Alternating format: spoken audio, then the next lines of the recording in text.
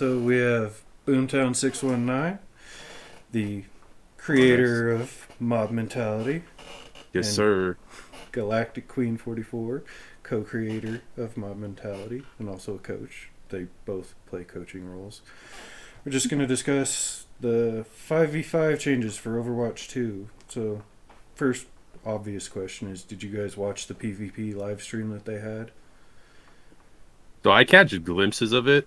I didn't watch the full stream. I mainly read like the articles that are, how the articles like IGN, they copy a couple of the, the big ideas of it. So I came across some of the information, but I think the majority of it, I know people are kind of obviously tilted about it, about a lot of things. So Just a little bit. yeah, I mean, you know, it's I mean, I I would didn't. be, but Yeah, I know. Same. go ahead, Queen. I didn't watch all of it either, but I did read a couple articles that I saw kind of floating around when they first announced it. So I did see a couple pieces from it, and then just kind of looking at what people were commenting and things like that on the Right. articles. Pretty interesting. All right. So, what do you think of, in general, without getting too deep into the weeds right now? What do you think of the 5v5 changes? okay. So we've had personal discussions on like that subject, and I multiple times like this is something that because we're always in a way of thinking of like Overwatch in its state currently is number one a dated game, so there's a lot of things that I think Overwatch could probably focus on to like improve its its play style and things like that. So what I would probably say for that is for 5v5 it's interesting because when you remember like when Overwatch came out, it's like Overwatch was its own genre, you know? Yep. And before this title, there was no other game that really brought MOBA, like the merge of MOBA and shooter together. And so it was a fairly new concept. And I guess one could say that they just tried to balance what mechanics they thought worked the best and which ones didn't. Mm-hmm. And now it's easier to look back because you have a bunch of other clones that have come from Overwatch, like, and I wouldn't say clones for Valorant, but I would say more clones for like Paladins and other maybe like third party games, things like that.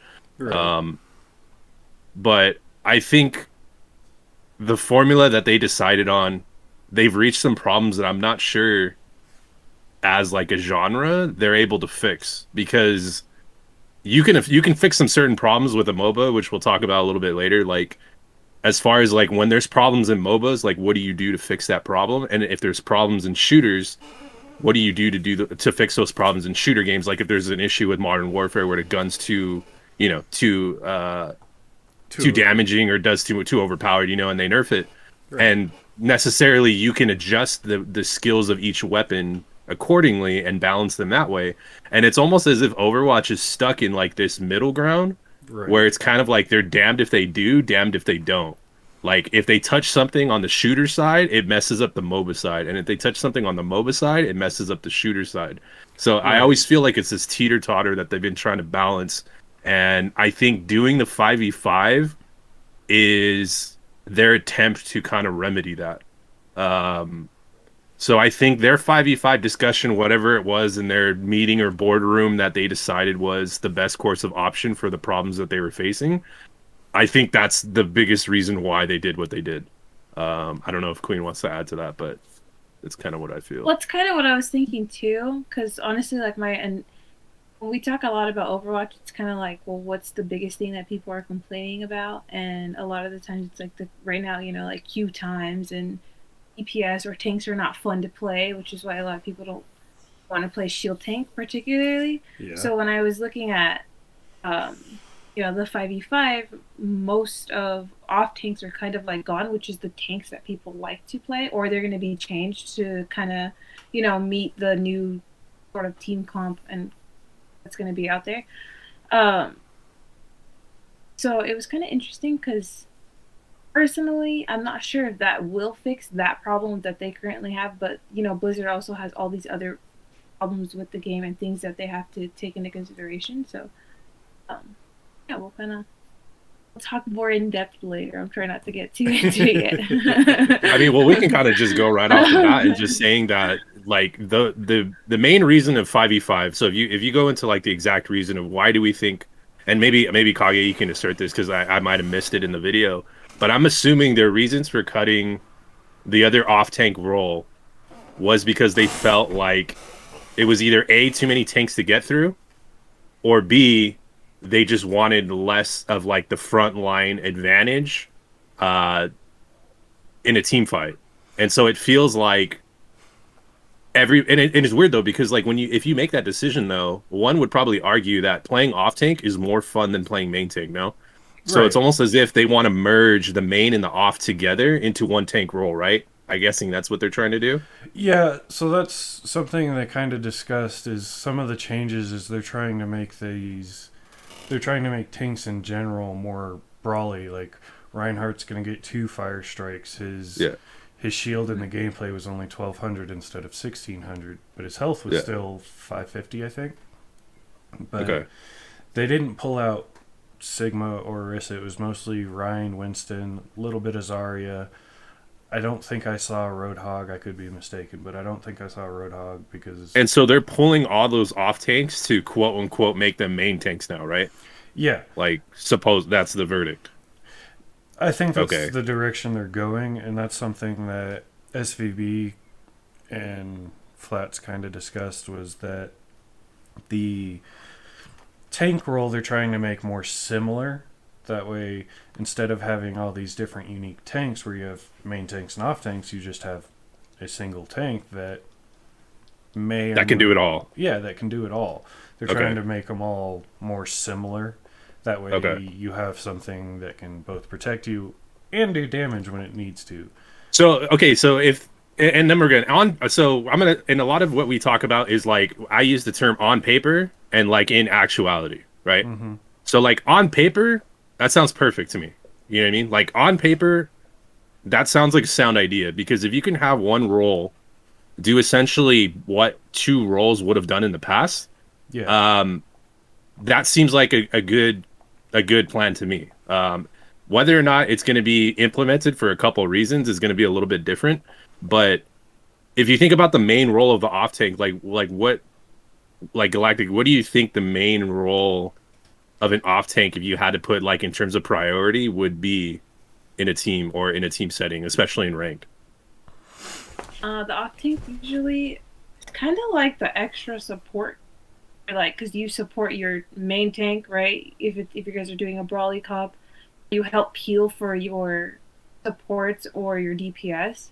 So you're Yeah. kind of just like, depending on what off tank that you play, you're really another type of support character in a way because you're supporting wherever we need. We need extra peel. We need extra frontline. We need somebody to dive with DPS. Yep. Um, Yeah, so we could look at people like Hammond, right? Where like Hammond's not necessarily out in the front, but he's there to A, stall objectives, B, disrupt, create space. Right. Yeah, people like Zarya, who's arguably probably more of the damage output factor, where you can kind of bully the front line and push it in more than than you probably be able to. Roadhog's obviously the flanker that you can rely on to get teams out of position, or actually even an initiator as well Yeah. to kind of pull whoever's out of position into the team fight and then steamroll from there because if you get that one pick, it's there. So all of those things with tanks sound fine. And so what I think going a little bit like again on paper, this sounds like a sound idea. There's a couple reasons why I feel like it might not go well. Okay. And the reason for that obviously is that you're out a person playing, Right. right? And so here's the decision. If we're so used to 6v6 that it's kind of like ingrained where like in Overwatch 2, if they're making this adjustment, you're out a player. So in terms of like Galactic's role, it's like you're out a role that you can't really do anymore. And so with all of those settings or with all of those people and playing that off tank role, it's like you're shit out of luck now. And you kind of have to take on and it's not, I mean, not to say that people can't learn how to be a main tank and honestly the gap from that's not, it's not too great, but you're now forcing people in a position that like it's going to affect the complexity of just ranked in general. Right. I think and so I've been thinking a while for like the decision as to why like 5v5 happened. And going back to the genre thing about Overwatch being the first in the genre, it seems like they're looking for a League of Legend and Smite and a lot of other MOBA formula. Okay, Right. so going back to like the balance between the FPS and the MOBA. Okay, all the MOBAs right now are 5v5. Okay, Right. and so it seems like they're trying to take a page out of there to balance this because, I mean, let's face it, playing main tank right now, especially with in the way things are right now, it's just boring. It's boring. Yep. The I mean, only like time I feel useful playing main tank is when I've got all of the resources pumped into me and I can actually sit there and swing when people are close enough, or I can shoot people that are close enough in range. Otherwise, I'm going to stand here. We're going to hold this corner. Oh, I'm dead. Oh, there goes the rest of my team. Yeah. And so it's much easier to play as like a bully Roadhog or a Zarya because you can actually have more effect like going into that specific setting. You know what I mean? And then impacting that part in your team fight that is like, you know, what you're trying to get out of it. So I think so I'm trying to unpackage like a lot of things here because this problem goes back more than just making this small adjustment. You know what I mean?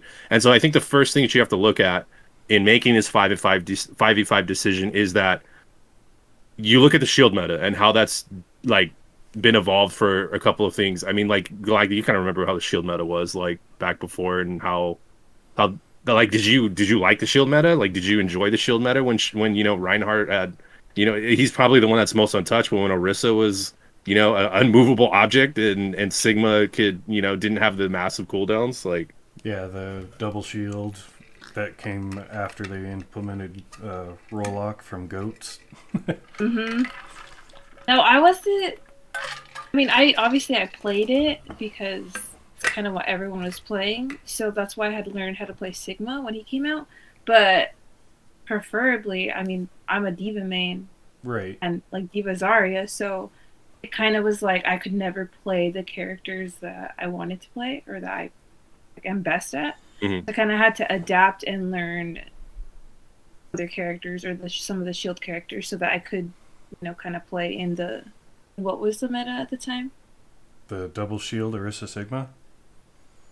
Yeah. Yeah. And so and here's okay, so and I feel, and I don't know if this is shared in the Overwatch community or not, but like I feel like the shield meta was fine. Okay, I felt like it was fine. Yeah, it was just a modified bunker comp. So the reason why people hated the shield is because I've always believed that Overwatch has made every decision based on DPS players, and that's just true. Okay, they rarely ever make any decisions based off supports. They rarely ever make any decisions based off of tanks, and the evidence that you have to kind of support that is basically you have even with the roll queue times, you can see it in the roll queue times. There's a reason why DPS is so impacted.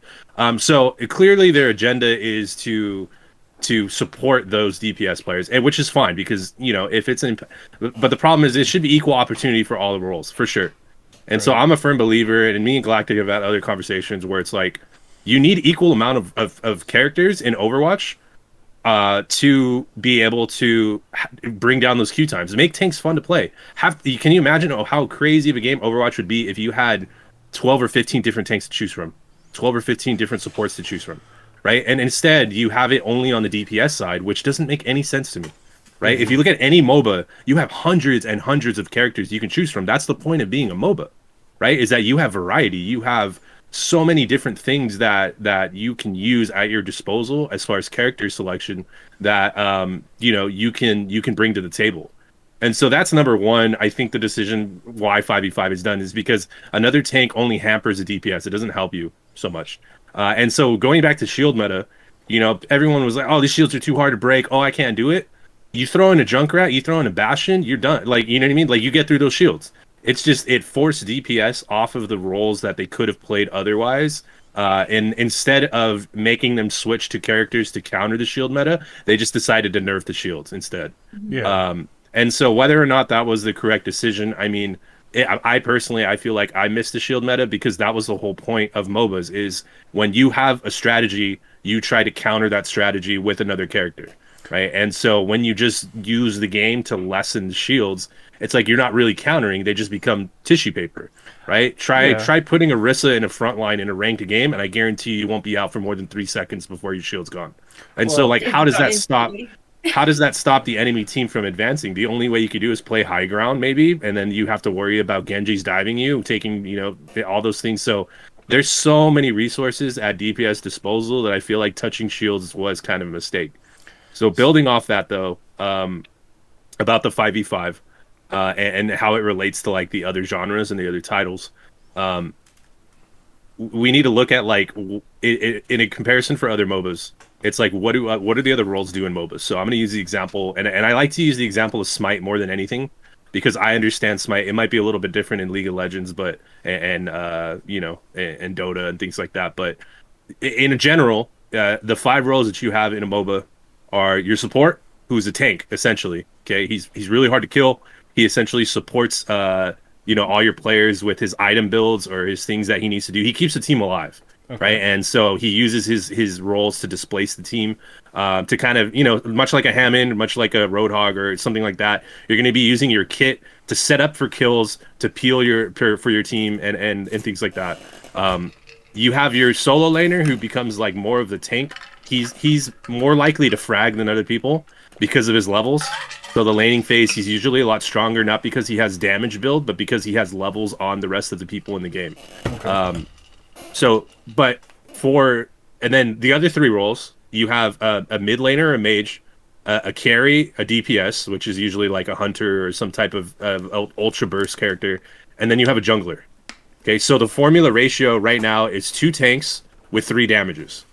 Okay, that's the formula for a standard MOBA, right? And most of the time it works out okay because, you have that tanky, you have a 2 to 3, so the 2 people in front can tank the front line, they can engage, they can peel, they can get their team out of trouble, they can fight their own, and then the 3 people are either in the back trying to put in damage, setting up roots, whatever it might be. With Overwatch, though, when you look at that, it's not built the same way as a MOBA would be, right? So with that being said, what does a support do to add value to a team fight other than healing? And I think the answer that you can kind of come to is like it's kind of minimum. You know what I mean? Yeah, I mean when Queen and I were talking before this, she was playing Moira and there was Lucio. Was your Lucio using speed boost at the right times or doing that to go, hey, let's get out of this or let's engage and things like that? Yeah. I don't even know because he was not grouped with the team the entire time. He was like off on his own. See? So like that's the big benefit to Lucio is he's got a speed boost to help you engage or disengage in a team fight. But if he's nowhere near your team, he's not adding value. Anna's nades, those are great for healing your team and things like that. So they have utilities like that. But if they're not playing with you, the game falls apart. Oh yeah, and that's the Achilles heels of MOBA. It's like if one person doesn't do their job, you're done, right? And so that's why MOBAs are such a brutal, competitive type setting, is because it's very easy for everyone to pay the price when one person doesn't do what they need to do. And a lot of the times it comes down to just uncontrollable and controllable. Like, there's times where you can't control it, and someone just gets the better play. Someone gets the better opportunity. Somebody it beats you by a second. And those situations happen, but a lot of the times, and when we talk about in ranked and when we play, that's very rare. And I think the majority of the time, it's just people not giving into thought about how the structure of a MOBA works. Going back with your guys' example of a Lucio player, it's much easier to just run in as a Lucio, try to get a dozen headshots and kill someone, and so they try to balance that by giving Lucio the damage. And I would probably arguably say that Lucio is probably the one, maybe like Zenyatta might have a lot of kill potential for the sake of his getaway, right? So they kind of balance like his mobility versus his damage. So because he has high damage output, he has low mobility. A common trend you see in MOBAs with a lot of different characters and how they build. The thing is with that is that like with the MOBA, like I would argue that with the standard 2-3 like MOBA formula, if Overwatch wants to do that, they need to put their supports in a place where they're going to do damage. Okay, and so I don't know if that's their plan for 5v5, And not only that, you only have one tank now. So you're taking a really weird risk. Like you're going against the grain instead of using that 2-5 formula, you're going like a 1-2-2, right? And so Right. maybe like a one tank and 4 or 3 DPSs and maybe like one I don't know. I don't even know how they would organize it, right? Um so you're essentially, if you're cutting those Zaryas down into one roll, you're losing damage output. You're losing Right. even more kill potential that you could use. So uh, I don't know. It's an interesting question, like because I can't imagine people are going to be happy with supports being in a position to kill you. I don't think people are ready for those types of roles to be able to use. And going back to again the MOBA example, there's very few characters in MOBAs that just heal and do nothing else. And if they do, they're very niche picks. Like you don't see them often, and they only works with specific team comps. So a character that might heal in a MOBA has AOE damage, AOE heal, can cleanse somebody so that they don't get damaged or they can't be interrupted, and then they have like a getaway, right? And then so some of those things that they do, right? They don't do damage, but that's not every character. And Yeah. so for me, I'm having trouble wrapping my head around of like, well, what does Blizzard and what do they want to do um, going forward with this 5v5?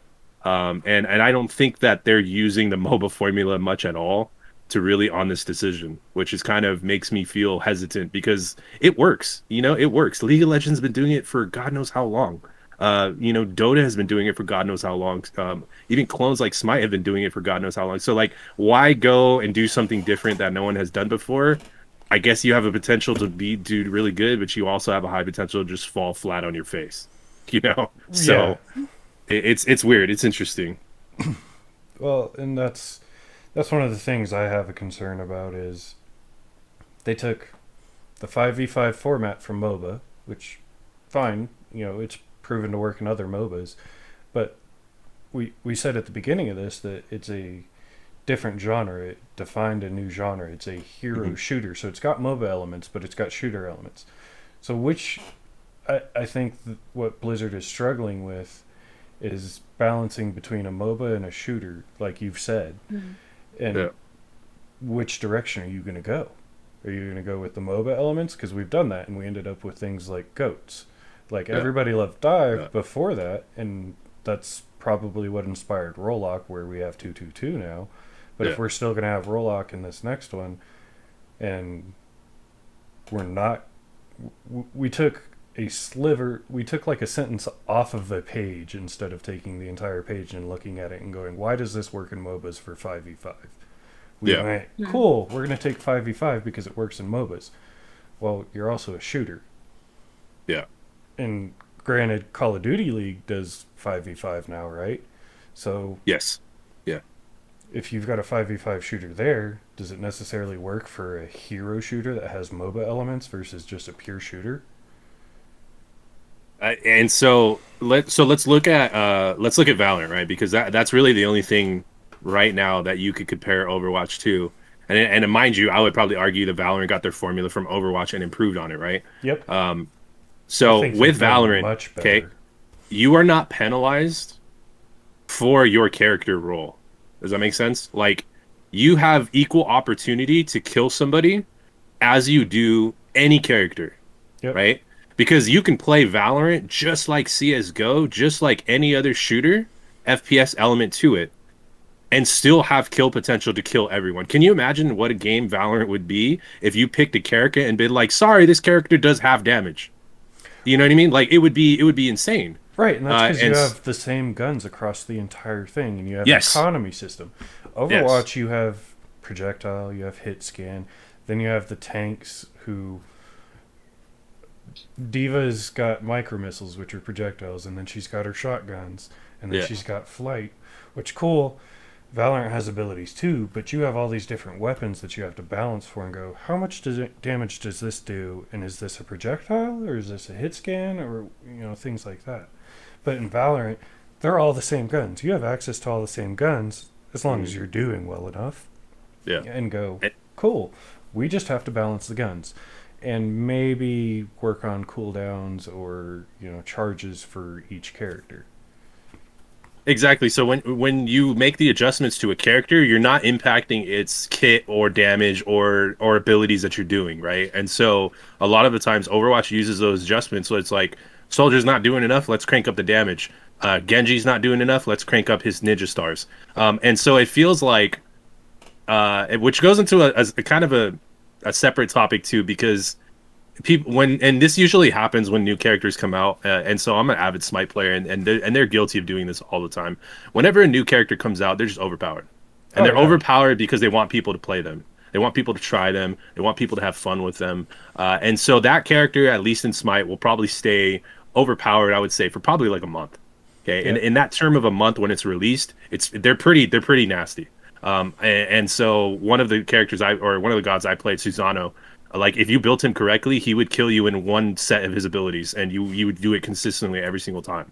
And so I knew from the beginning, I was like, I know what they're doing. I know what you're not sly. I'm not good. Okay, it's just this character is overpowered, and I could see it. And so with them balancing their characters, they have the agenda too, but I feel like they look at the number. Like I almost feel like if I were to go into Blizzard's meetings, and God, I wish I could. Like, don't we all? I would feel like they just throw up a spreadsheet of like all the numbers and the data they get from their servers that they don't release to the public, mind you. Okay, that they keep hush hush. That we've been asking for match statistics and match reporting for God knows how long.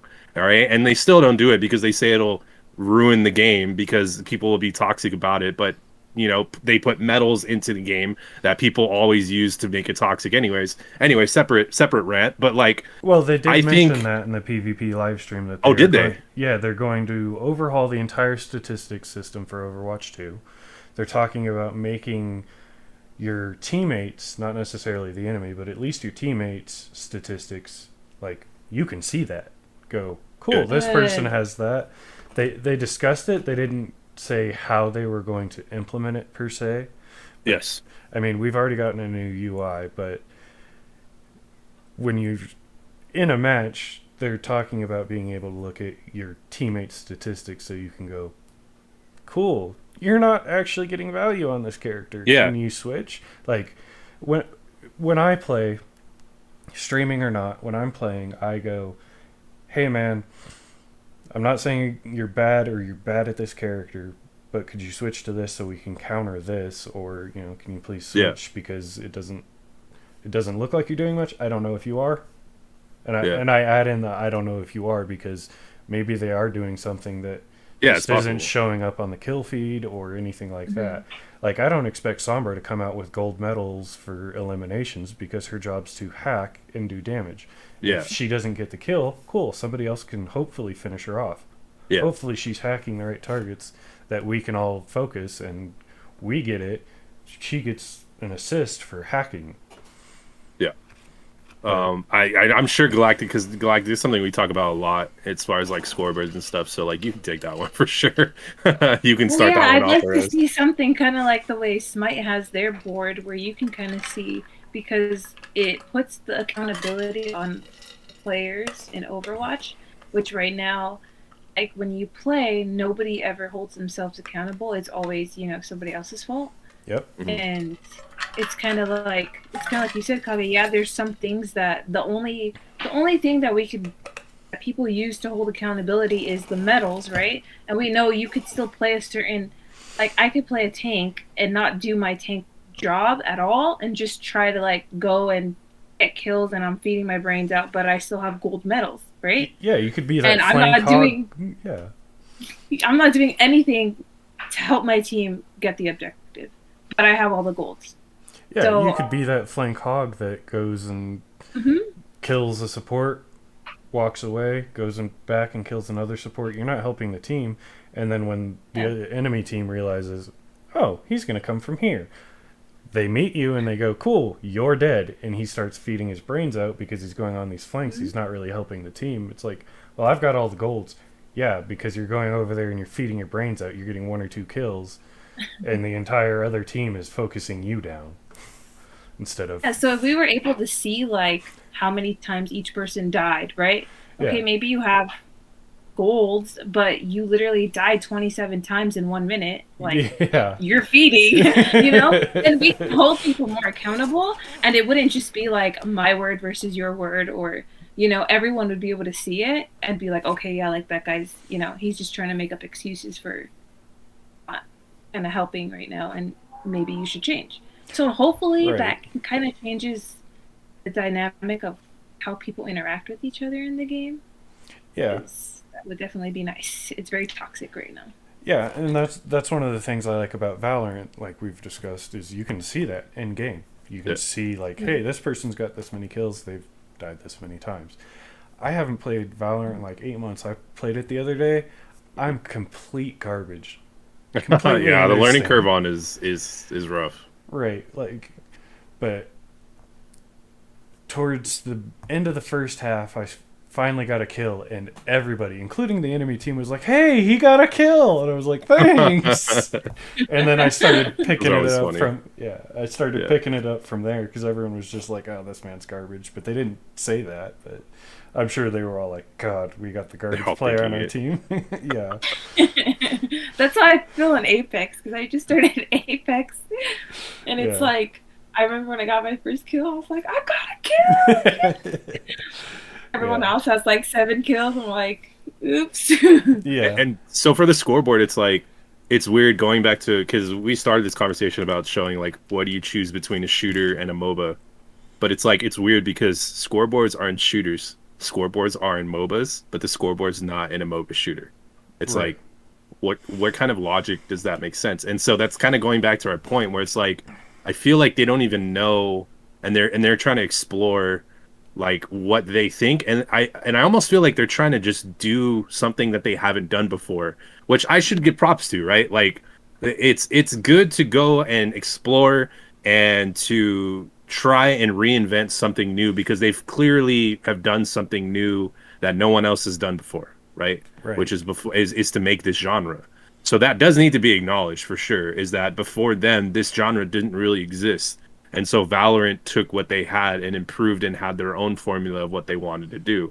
So I think that stands alone by itself, which is why it's game of the year, which is why, you know, it is what, you know, it has the accolades that it deserves to have. So let's not like, I don't want to downplay, you know, we talk about the shortcomings a lot of like what Overwatch needs to do, but also, you know, I like to remind myself that their philosophy of trying to do things different should be applauded because I always think that's cool.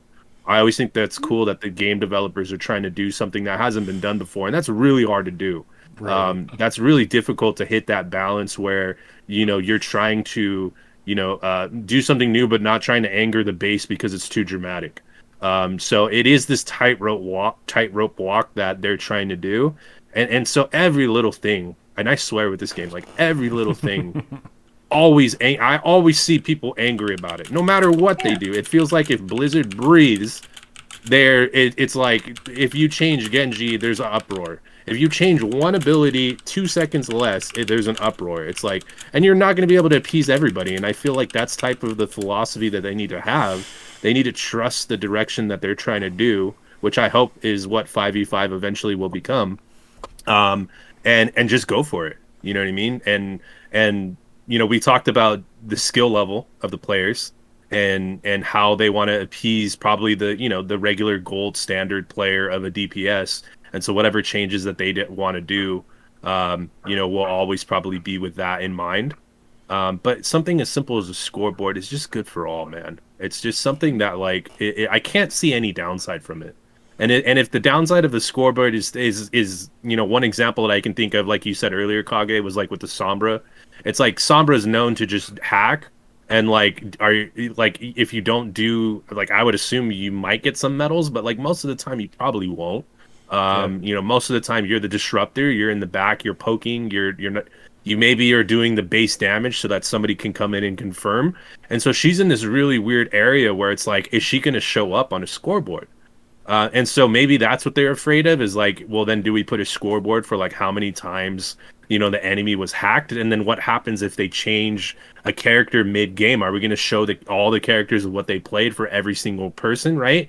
And so there's a lot of data that they would have to show and normalize. It's like, how do you keep track? Like if a DPS switches to 10 different characters in one game, how are you going to manage that? Are you going to show like the amount of times Torbjorn's turret got kills? Are you going to show how many dragon blades you had? Are you going to show how many headshot accuracy you had with soldier? So like it runs into this weird area where I think as normal as you can make it, at least try and have some consistency. Try to have some type of this scoreboard that represents maybe not every situation, but certainly something.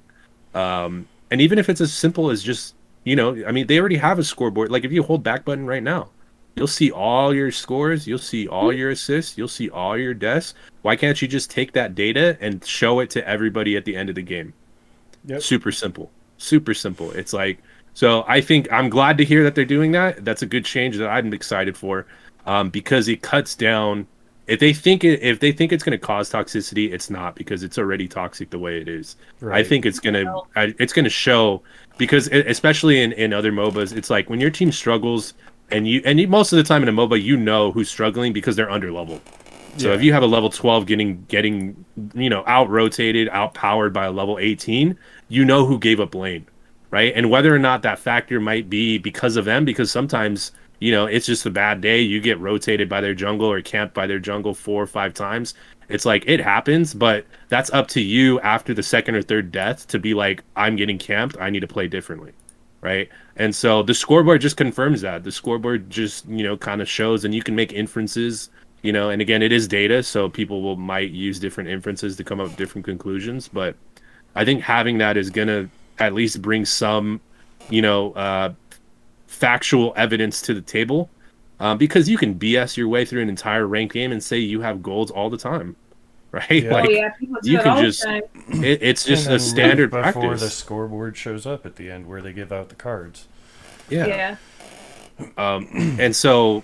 And there's this, and I know I probably shouldn't go into this right now because like and I know this is Galactic's pet peeve of like the person getting to play the game at the end of the game when I feel like, well, it's true though. It's true though. I feel like the people who should have done more in a game usually get to play the games, and so that confirms their bias. That look, I got play, I did what I needed to do, but did you really though?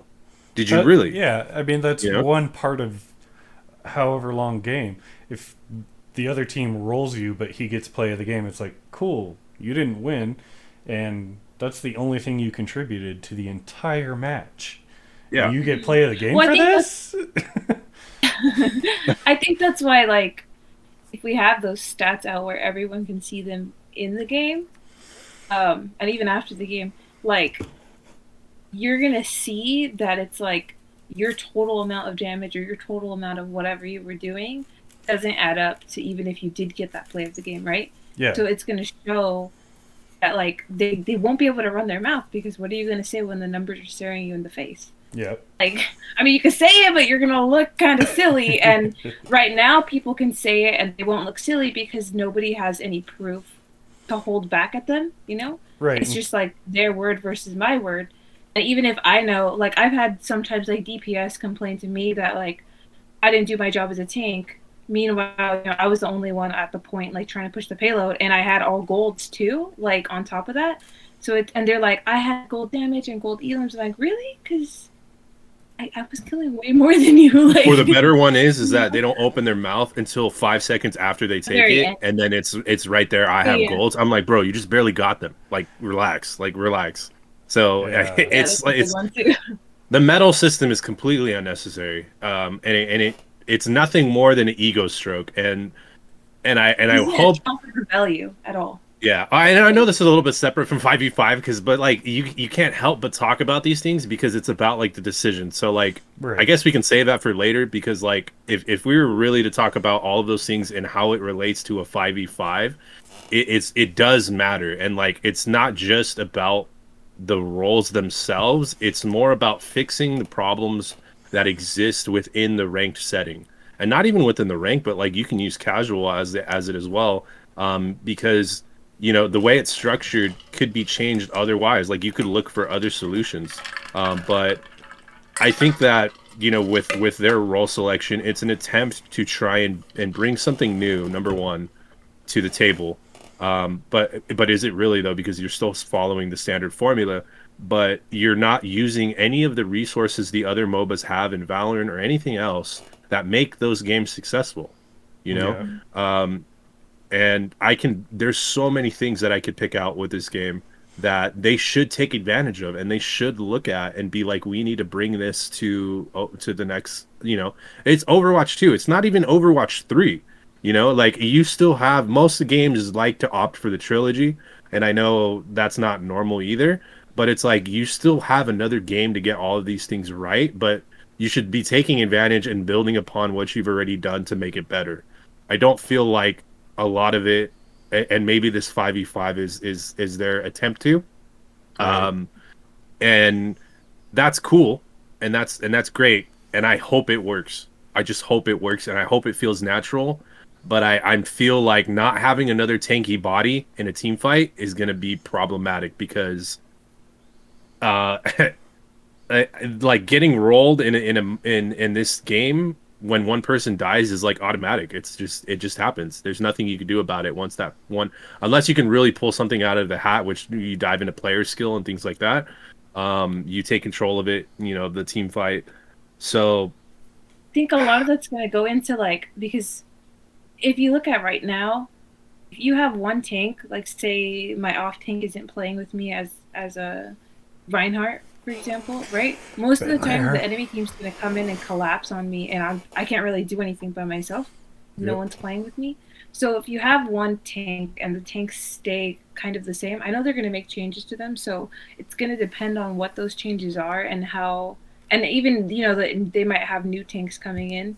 So depending on the abilities and the kits that are at our disposal for those new tanks and what they do to the DPS.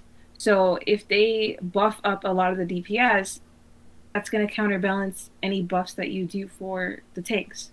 Right. So they're going to have to try and find the right balance that will make that tank valuable, instead of right now, like if you just had one, it wouldn't work at all. And the part, I only saw a little bit of the beginning of the video that they streamed, but I remember like one of them was talking about that, how like the Reinhardt, they were like, if you take out the tanks right now, the game would still be the same. Like, we felt like, at least in that part of the gameplay, that the tanks weren't having as much value. Yeah. So I don't know if they're gonna. I'm sure from that testing of it, you can build off of that and hopefully make it, the final product can be something stronger for that tank role.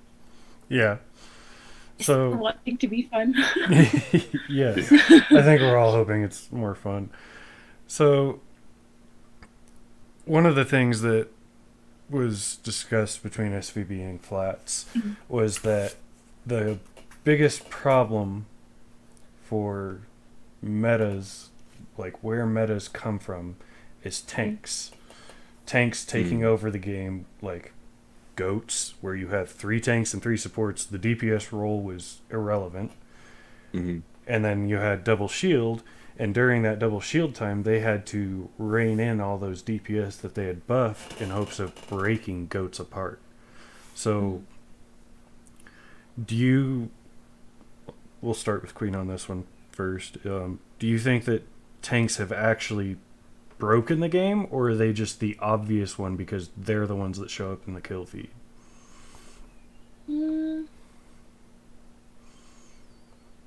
Well, I could see why that would be, like, why people would say that tanks could break the game. But the cool thing that I liked about Overwatch before they did role queue was the fact that you could kind of build your team comp however you wanted. So like that was kind of something that was different. Yeah, it kind of turned into, like, because they have those MOBA elements and things like that. But that kind of shows you, because it was part MOBA, naturally everybody had the tanks. I think Boom, you were saying, I don't play too many other MOBAs, but like you were saying, usually they have like 3 tanky characters or something like that. Yeah, the solo and the support. that are tanks. Yeah. Naturally, Overwatch kind of developed that way on its own when they left all the roles open. So it's kind of interesting to, when you mentioned that, it's like the first thing I thought of. I was like, naturally, the players kind of pushed Overwatch into that MOBA genre a little bit more than. So in a way, it did change the game because just of what people kind of were playing. Yeah. Do you think they're a problem though? Like, are tanks the big problem, or are they just the obvious problem? I feel like they might be more of the obvious problem because other MOBAs are able to run and function pretty well with that many tanky characters. So it's just something that needs to kind of be looked at to see how can we make a balance so that it's still able to run that way and that it's not boring for everybody. So maybe like what I originally like have been dying to see is just more tank characters and even for supports as well, like the options. Yep. So because if one of the big things is like we don't want to play tank, well, why don't you want to play tank? Because it's boring. Right now it's boring. So give us fun characters that we have more options to choose from and it won't be boring anymore. So yeah, that's kind of yeah, I think that's and I never really thought about that in terms of like you saying how goats, the players drifted to that formula anyways, because it does make sense. The way, like, if you consider, I don't know, like if I were to put the goats people, it was what, Zarya, Reinhardt, Lucio, right? Yep. Lucio, Diva, Brig, and Brig is the reason goats came out. Okay, yeah. So with each of those characters, right? If Brig essentially became a tank, like she became everything. Yep. Yeah. And that's why it worked, is because Brig could tank, she could heal, and she could damage. She could do everything. And if you organize your team correctly, and that's why at a professional level, goats worked, and that's why at a ranked level, goats never worked. Okay? Mm-hmm. If you tried to play goats in ranked, unless you guys were a full 6-stack, all communicating and have player synergy together, you would have never been able to make goats work in ranked. A lot, like I would probably say 10 out of 10 times where I've heard somebody say, let's use goats in open queue before roll queue. Like when it was just a free for all. When we say play goats, it would I would probably say only work maybe twice. So probably like 8 out of 10 times you wouldn't even work. Yeah, it wouldn't even work. Nothing like Overwatch League. Like okay, yeah, and so and props to the Overwatch League players because they can make it work. And you know the Goats team that first did it, they stumbled upon a formula that worked because Brig fell into that category of you can do it all. Even look at Lucio; he has good, pretty decent damage output, and he can heal, right? You wouldn't use him as a tank, but you don't need to because you have so many people body blocking you, which is mostly a MOBA mechanic, that you will never touch the Lucio most of the time. And most of the time, the thing that hurts tanks is that they're slow. And what does Lucio do? Speed boost them. So now all the slow tanks don't become slow anymore. You look at, who was the third support? I always forget. Wasn't it? What was who the third support? Wasn't it Moira? Wasn't it Moira? Moira was a common one. Ana became part of Goats later once they started varying it, where they had where they threw in like May or Sombra and Goats. Yeah. So I think it was like a Moira most of the time, sometimes. But like if it was pre-nerf Moira, she could delete you. If given like you throw one damage orb to like somebody with 200 health and just hold left trigger, you'd be dead within a couple seconds. So it's kind of the same thing as Lucio, where it's like you can heal and you have mobility, and now with Moira, you have high damage output with high healing, but you just have low health, right? But again, if you have body blocking, it doesn't matter. And then going with the tanks, you have high health, you have shields that protect the entire team with Reinhardt, so nobody gets touched. Zarya gives you pretty much 2 free, or well, at least 1 now. Get out of free jail card if somebody gets out of position, and you gain damage yourself. So if we look at all those roles in Goats, all of them performed pretty much all 3 roles, or at least 2, all together effectively. Yep. Right? Which is why it was so powerful. It was boring as hell to watch. It's as boring as hell to play, like everyone said, because it's so redundant, but it works. And when you think of tanks, of like going back to your question of like, do tanks make or break the meta? Like, does it matter? I think it's fair to say that tanks do have a large part into playing what the meta is, for sure. Absolutely. I think of a lot of solo laners in my MOBAs that I play against, and there are some that I will never, ever, ever want to lane against, ever. And that changes from year to year, based on how they touch and change their kit, change the items, things like that. But there's some tanky solos that I will hate playing against, no matter how, if I'm a jungler, if I'm team fighting, if I'm actually in a solo lane. It's like I will never want to play. So I have like a list in my head of who I always never want to play. Because I know they're good and I know that they're difficult to contain. Okay. I will say that because tanks do have an influence on what the meta is, like for shields and goats and things like that, the question remains is, how do you address it? Right. Yeah. And that's the golden question. Okay. So I think going chronologically, because it makes sense in my brain when I go chronologically, when they had goats and when I was watching it on Twitch, I was like, boy, goats is boring. Like, why do you have people do this? And I was like, just go back to roll queue. And even then with open queue, if you guys remember back when you used to play ranked, bro, it was a shit show. It was horrible. Okay, nobody would ever heal.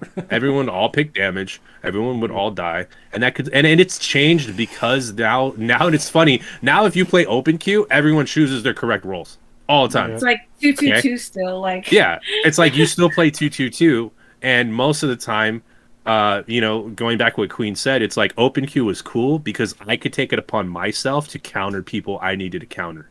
Yep. So if no one was countering Genji, I could switch to a Moira, and I wouldn't be restricted by my role. I would just be able to do it myself. Yep. Kind of like meet the needs of the team, because obviously we have our own strengths and weaknesses. Like I wouldn't play DPS at the level that I had my open queue because my DPS isn't as good.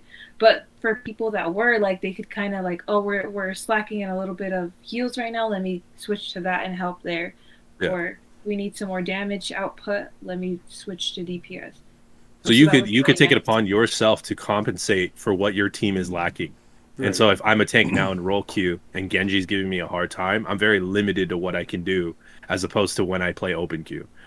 So it was a double-edged sword. I think it was the right call to do roll queue, number one, because it made open queue better. If you play open queue now, it's better. It's better than what it was because roll queue exists. So that was a sound decision. I think with goats, it was a sound decision to make it, to start nerfing those characters like Brig, because Brig now becomes, and with other MOBAs, you have like S tier, A tier, B tier, C tier, D tier, and they're rated. They have a rating of how current they are. And in that time, Brig is an S tier, man. She could do it all, and she could do everything she wanted. When Brig had 500 shield damage, man, I could bully anybody I wanted to. Yep. And that was just in ranked. That wasn't even playing goats. I could bully anybody I wanted to with the 500 shield Brigitte, and I could play her like a damage. Okay, I could play Brigitte like a damage because it reminded me of a completely separate game, but like For Honor. There's a character in For Honor that has a shield and a mace, and he's super hard to beat. He's super difficult because he has a bash. He covers his whole body with the shield, and it's the same thing with Brigitte. If I have that shield up, you can't do anything to me. You could sit there all day trying to burst through my shield. I'll flail you back, and I can run away. Right, I can push you away from me so that you can never threaten me. And so slowly nerfing those to kill the goats, I think, was smart because, that's not how a MOBA should be played. Like, there should be an answer to every single team comp. And so goats, if something only counters itself, it's broken, for sure, for sure. So then we go to shield meta, right? So then tanks now we have shield meta that are now the tanks. That's the only thing where I disagree with the shield meta, okay? Because you made it a thing. If you never liked shields, you should have never put them in your game. That's what I'm going to say. If you really hated shields and you thought that they were too strong, you should have either A, limited the shield characters, or B, never made it a function in your game. Right. There is no other game that uses shields as much as Overwatch does, right? Yep. And it made it like a staple. Your staple flagship tank is Reinhardt, right? Your number one. If you think of a tank character who's number one, I would arguably say that most people probably say Reinhardt and maybe Diva.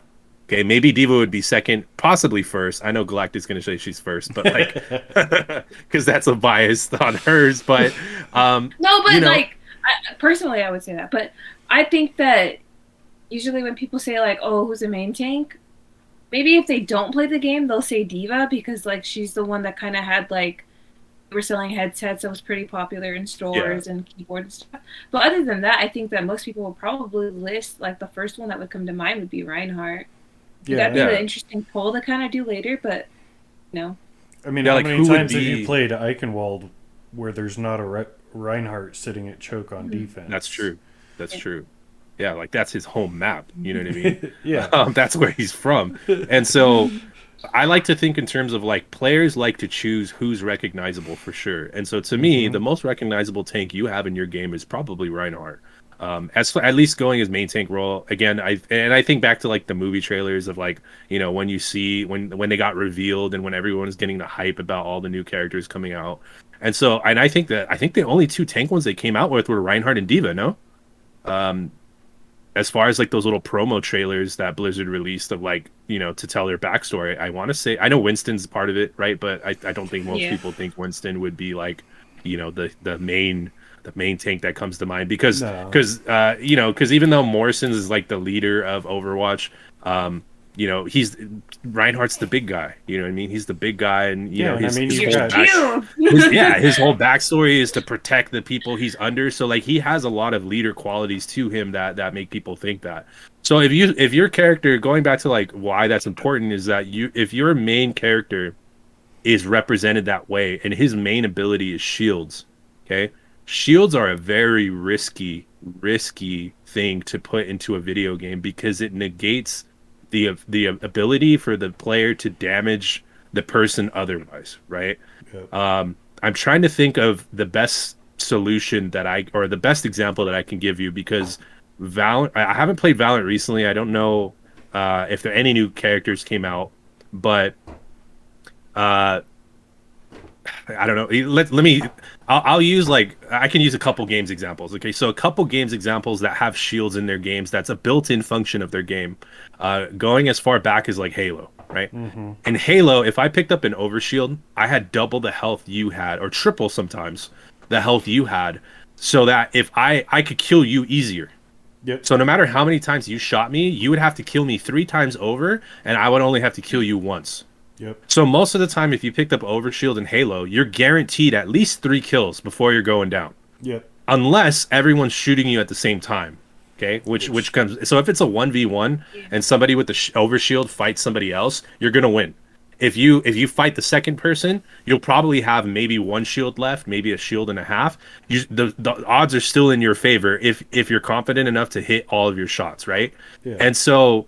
But that was regulated. That was on a timer. Overshields never popped up every 30 seconds. You only got to overshield maybe twice or 3 times a game. And before that, the game would be over. It would be a power weapon, right? Yep. Rainbow Six, operators with shields who have, you know, unblockable damages from the front. Your only option in Rainbow Six is to throw a grenade to the side of somebody to try and get the angle on them to flank them. But in a 1v1 situation, most of the time you're opting to throw that C4 or throw that grenade because you won't win. Yeah. It kind of gets a coin flip when the shield guy peeks to shoot, and then maybe you can shoot him while you're doing that. But in the majority of the situations in a 1v1, it's difficult to fight a shield, right? Because you can't do anything. Right. So I think with those two examples, shields fall into this weird area where you need to be careful with like how much you're using, right? And so with those shields, that's the reason why they haven't touched Reinhardt. Yeah. I think that's the reason why, because they wanted to. I think they looked at it and they're like, wait, we have way too many shields, and so they want to just make Reinhardt the one main shield guy who's there. Yeah, and everybody now falls into a category of off shield. Okay, Yeah, because where none like of the gameplay for Overwatch 2 is shown Orisa or Sigma with a shield. mm-mm. So, Okay, and so I think that they looked at it and they said, you know what, let's just make Reinhardt the only guy who has that ability now. Um, so I think, now kind of thinking about like how it fits into the context of other games. Um, if you don't have any abilities, like the only thing I could think of is if you get rid of Orissa's shield like it is now, double her little gold ability where she gets more health. the Okay, make her Fortify? absorb more damage. Yeah. If you're gonna get rid of Sigma's shield and make him a little bit more fragile, which is fine because I felt like he's a little overpowered with how strong his shield was. Give him mobility. Okay. Oh, yeah. Give him the ability to like push himself back with his like gravity so that he can escape. Right? And Dude, so the that problem flying thing they had in the experimental was pretty cool too. Oh yeah, where he could kind of fly like around the map. stay in flight, yeah. Yeah. Yeah. So I think where they hit, and again, the shield balances did need to come down. But what I hated is that they overdialed it. Okay? They overdialed it because they hit the hammer and they nerfed everything, but they didn't give anything to balance them. They didn't add anything to now, because if you just get rid of shields, now what do you do? Yeah. Like, what do you do now? What are you bringing to the table now? So I think there should have been some type of remedy to fix it. And honestly, I know with Sigma and Orisa, I haven't seen anything. I know they've added some buffs. I know they've added some things that like, maybe would classify in their book as like, hey, look, we did something. But like, I feel personally that it wasn't enough. Right. That it just hurt them. Like, how many times do you see Orisa in comp now? Never. Yeah. How many times do you see Sigma and like a little bit more than Orisa because he can, he has range. Well, And he can lately set it's up been grab. more Orisa than Sigma, the more recent, because I think they had touched Sigma again. Yeah, I've been seeing, like, people have been not wanting to play Sigma Yeah. recently. yeah, and so that goes into flavor a month and a lot of other stuff about like and then not to mention people just replicate what they see on Overwatch League and they think it's going to work out for them a lot of the times, which most of the time doesn't. Doesn't. Yeah. So there's a lot to that issue, but in general I think tanks do have a huge impact. I just feel like their answers to that could be a little bit better rather than just coming in and stripping them of everything until they're useless, or until, I shouldn't say useless because they do have their uses, but like it's less impactful than what it should be.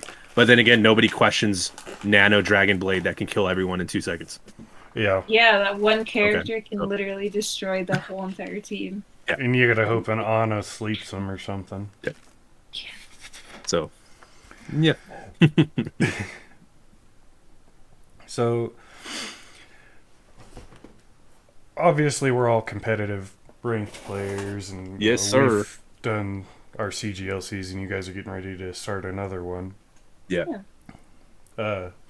So this 5v5 and them showing what looked to be gold plat players. Mm-hmm. Do you think that this 5v5 is going to be catering more to the casuals and the people who aren't actively playing right now that might be interested more so with a 5v5 setup for PvP, or are they trying to cater more towards the competitive side because every other MOBA that has an esport is 5v5? Black, do you want to go first or you want me to go first? You can go first. All right. Can you repeat the question? Because I think I want to have an answer, but I want to double check to make sure my answer is what I think it is. Right, so it's basically competitive versus casuals. Mm-hmm. What do you think the target audience is with this 5v5 change for PvP?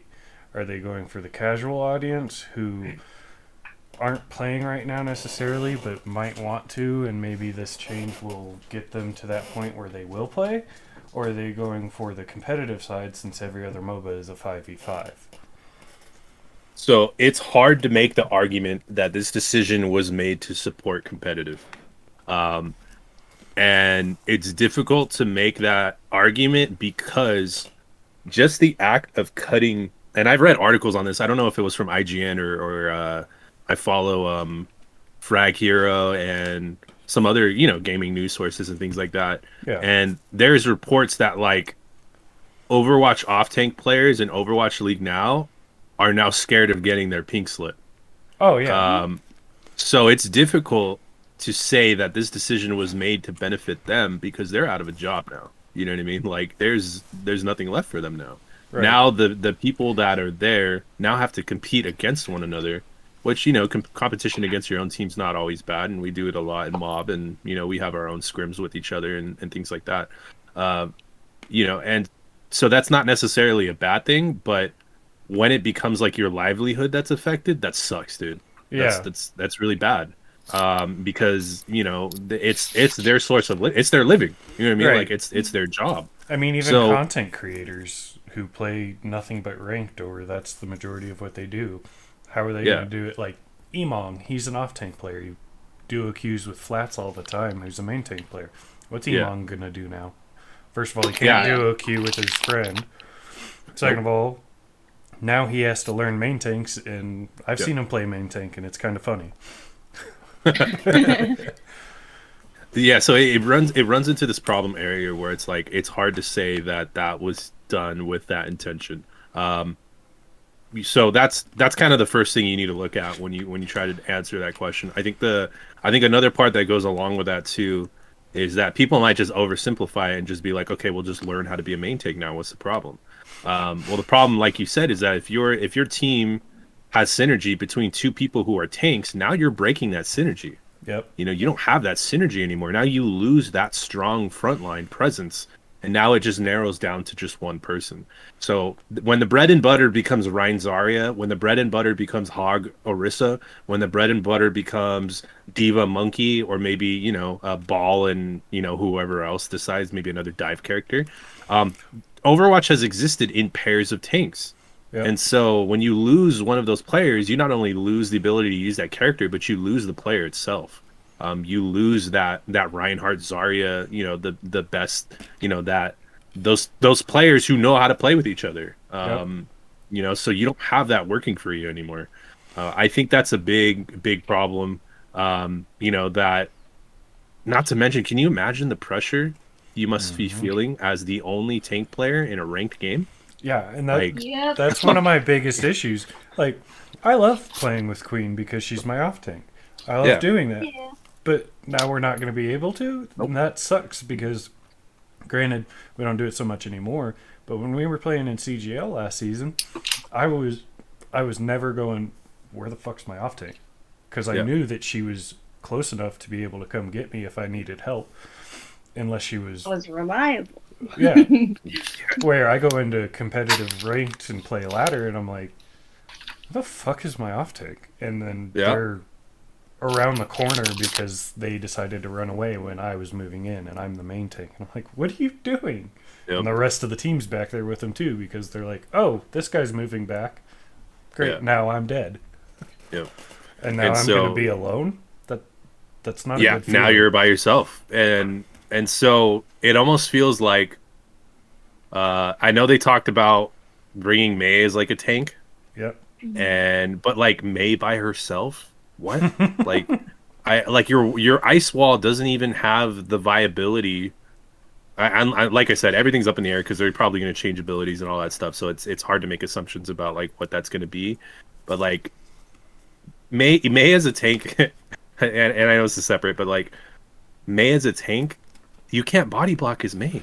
Like are you going to make Mei gigantic? Like, what are you gonna do? Right? Are you gonna make a jumbo ass Mei like walking around the map and like body? And so the whole point of a tank is to put your body in front of the people that you need to protect your team. You could do that with Roadhog. You could do that with Monkey. You could do that with Diva. You could do that with Reinhardt. You could do that with every character practically. It's a little harder with Ball because Ball's like its own. He's his own category and he does a little bit different. But like if Mei was the tank. There's like, you could put the ice wall up, but then guess what? It'll take you 2 seconds to go around it. Like, it doesn't really make sense. And so if it just feels weird, it'll just feel, I don't think that's a good idea. Like, I know, there's talk about like the whole Junker Queen for like years now. So like, I don't know. I know Sojourn's part of it and, she's going to show up. So there's a lot of gray areas, I think. So as far as the competitive scene is there, it's hard to see that this is done to benefit ranked because not so that's just Overwatch, right? So I try to keep ranked and Overwatch League separate because they're completely different universes. You learn some stuff and some stuff similar, but for the majority of the time, the pro leagues and the ranked shouldn't be compared. I don't think they should because and the reason why, and I tell a lot of people this too, because you can't just put competitive in its own category. You have to put casual, competitive, and then professional. And the reason you have to do that is because professionals can pick up any single character and be amazing at it. They can pick anybody they want to in their role, at least with the role they play. There's some talented players that can play multiple roles and be good, but most of the time it's just one role. And they can pick anybody they want to, and they'll play superb. Because that's how the level of skill they're bringing to the table. And that's not true of somebody who's playing ranked. The average player who plays ranked isn't able to choose whoever they want and excel just as much and equally across the board. That's not a normal thing. With rank being that factor, you can kind of see how this 5v5 clearly doesn't benefit the pros. And the other part I'll add, even to not benefiting competitive, is that now the role queue is one person. Yeah.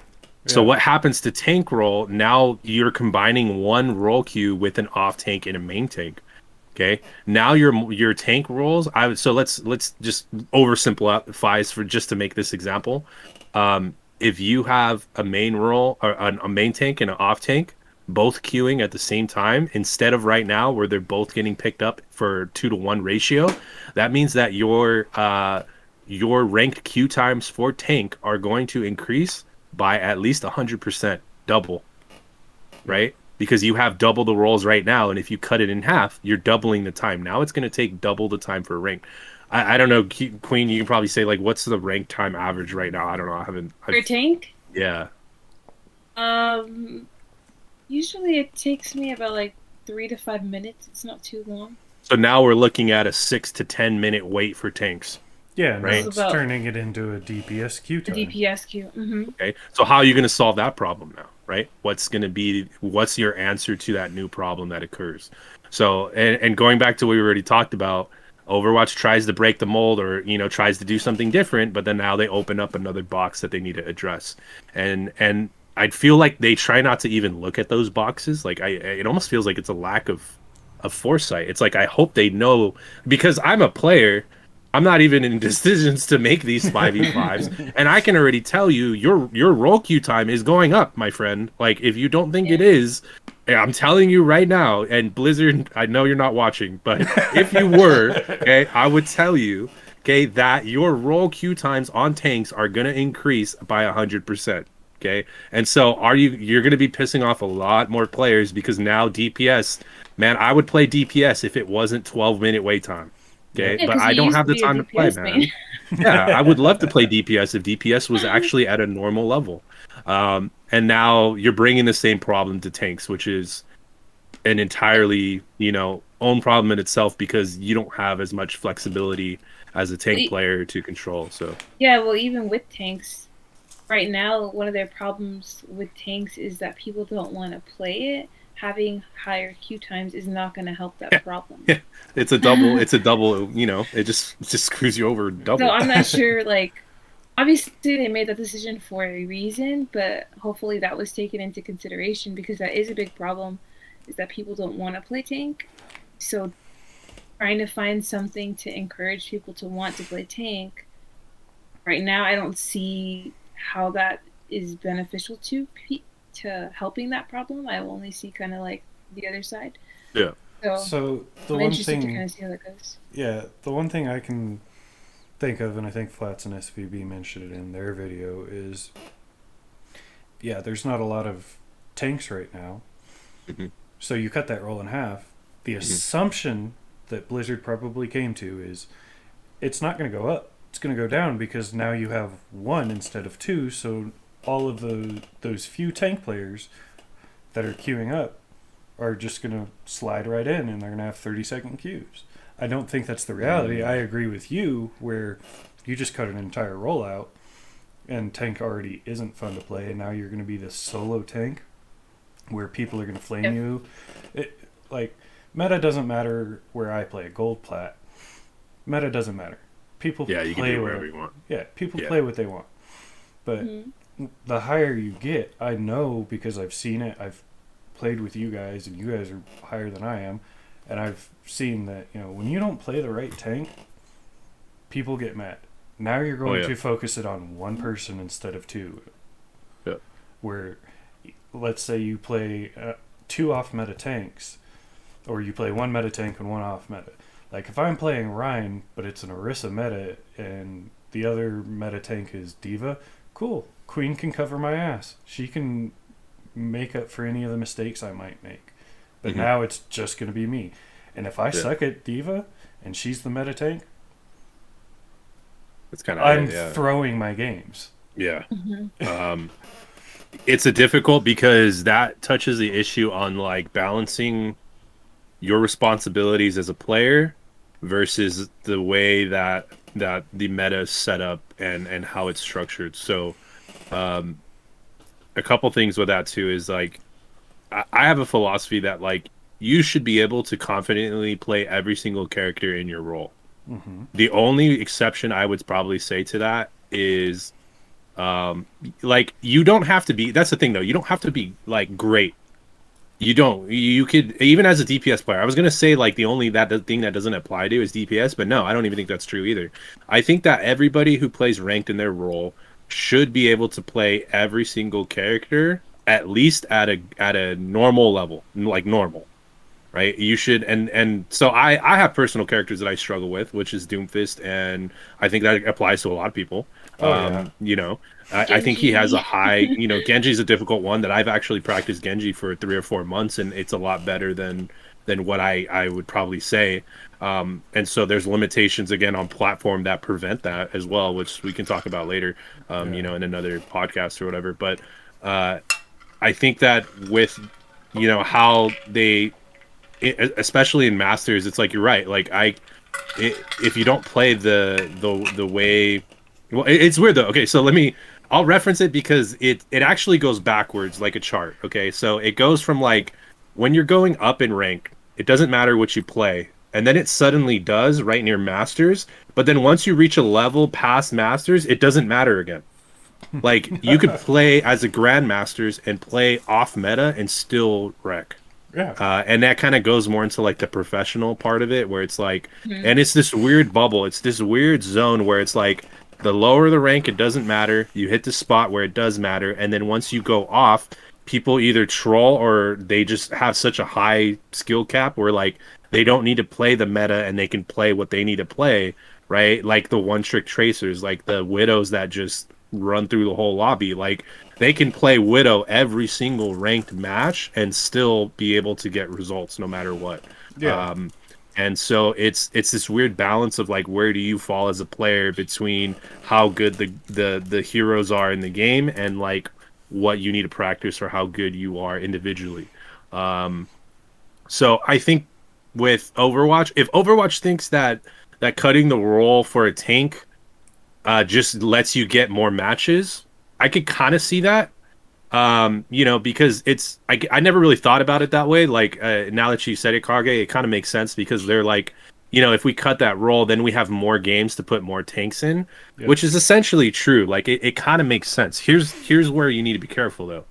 If your population goes down of players, it doesn't matter. Yep. Right? It really doesn't matter. And so we kind of see, you know, Overwatch ain't gaining any more people playing right now. That's for sure. You know, people always say it's a dying game, and the numbers don't really I wouldn't say it's dying, but I would say that the numbers aren't increasing. Yeah. And there's a slow trend of it going down, but it's not dramatic. It's not like it's a ghost town. There's still the avid players, you know, that play daily, and it's still around. It's still there. People like to, and I hate when I read articles like that, man. It's all clickbait crap. It's like, this game is dead. This game is dead. This game is like, no, it's not dead. It's just not, it's not at the spot where it used to be, and the player base isn't increasing, but it's slowly dropping, and it's not anything that, like, you can't find a game. When games are dead is when you try and find matchmaking, you can't find anybody. That's dead. Yeah. right? That's literally dead, and those games exist too.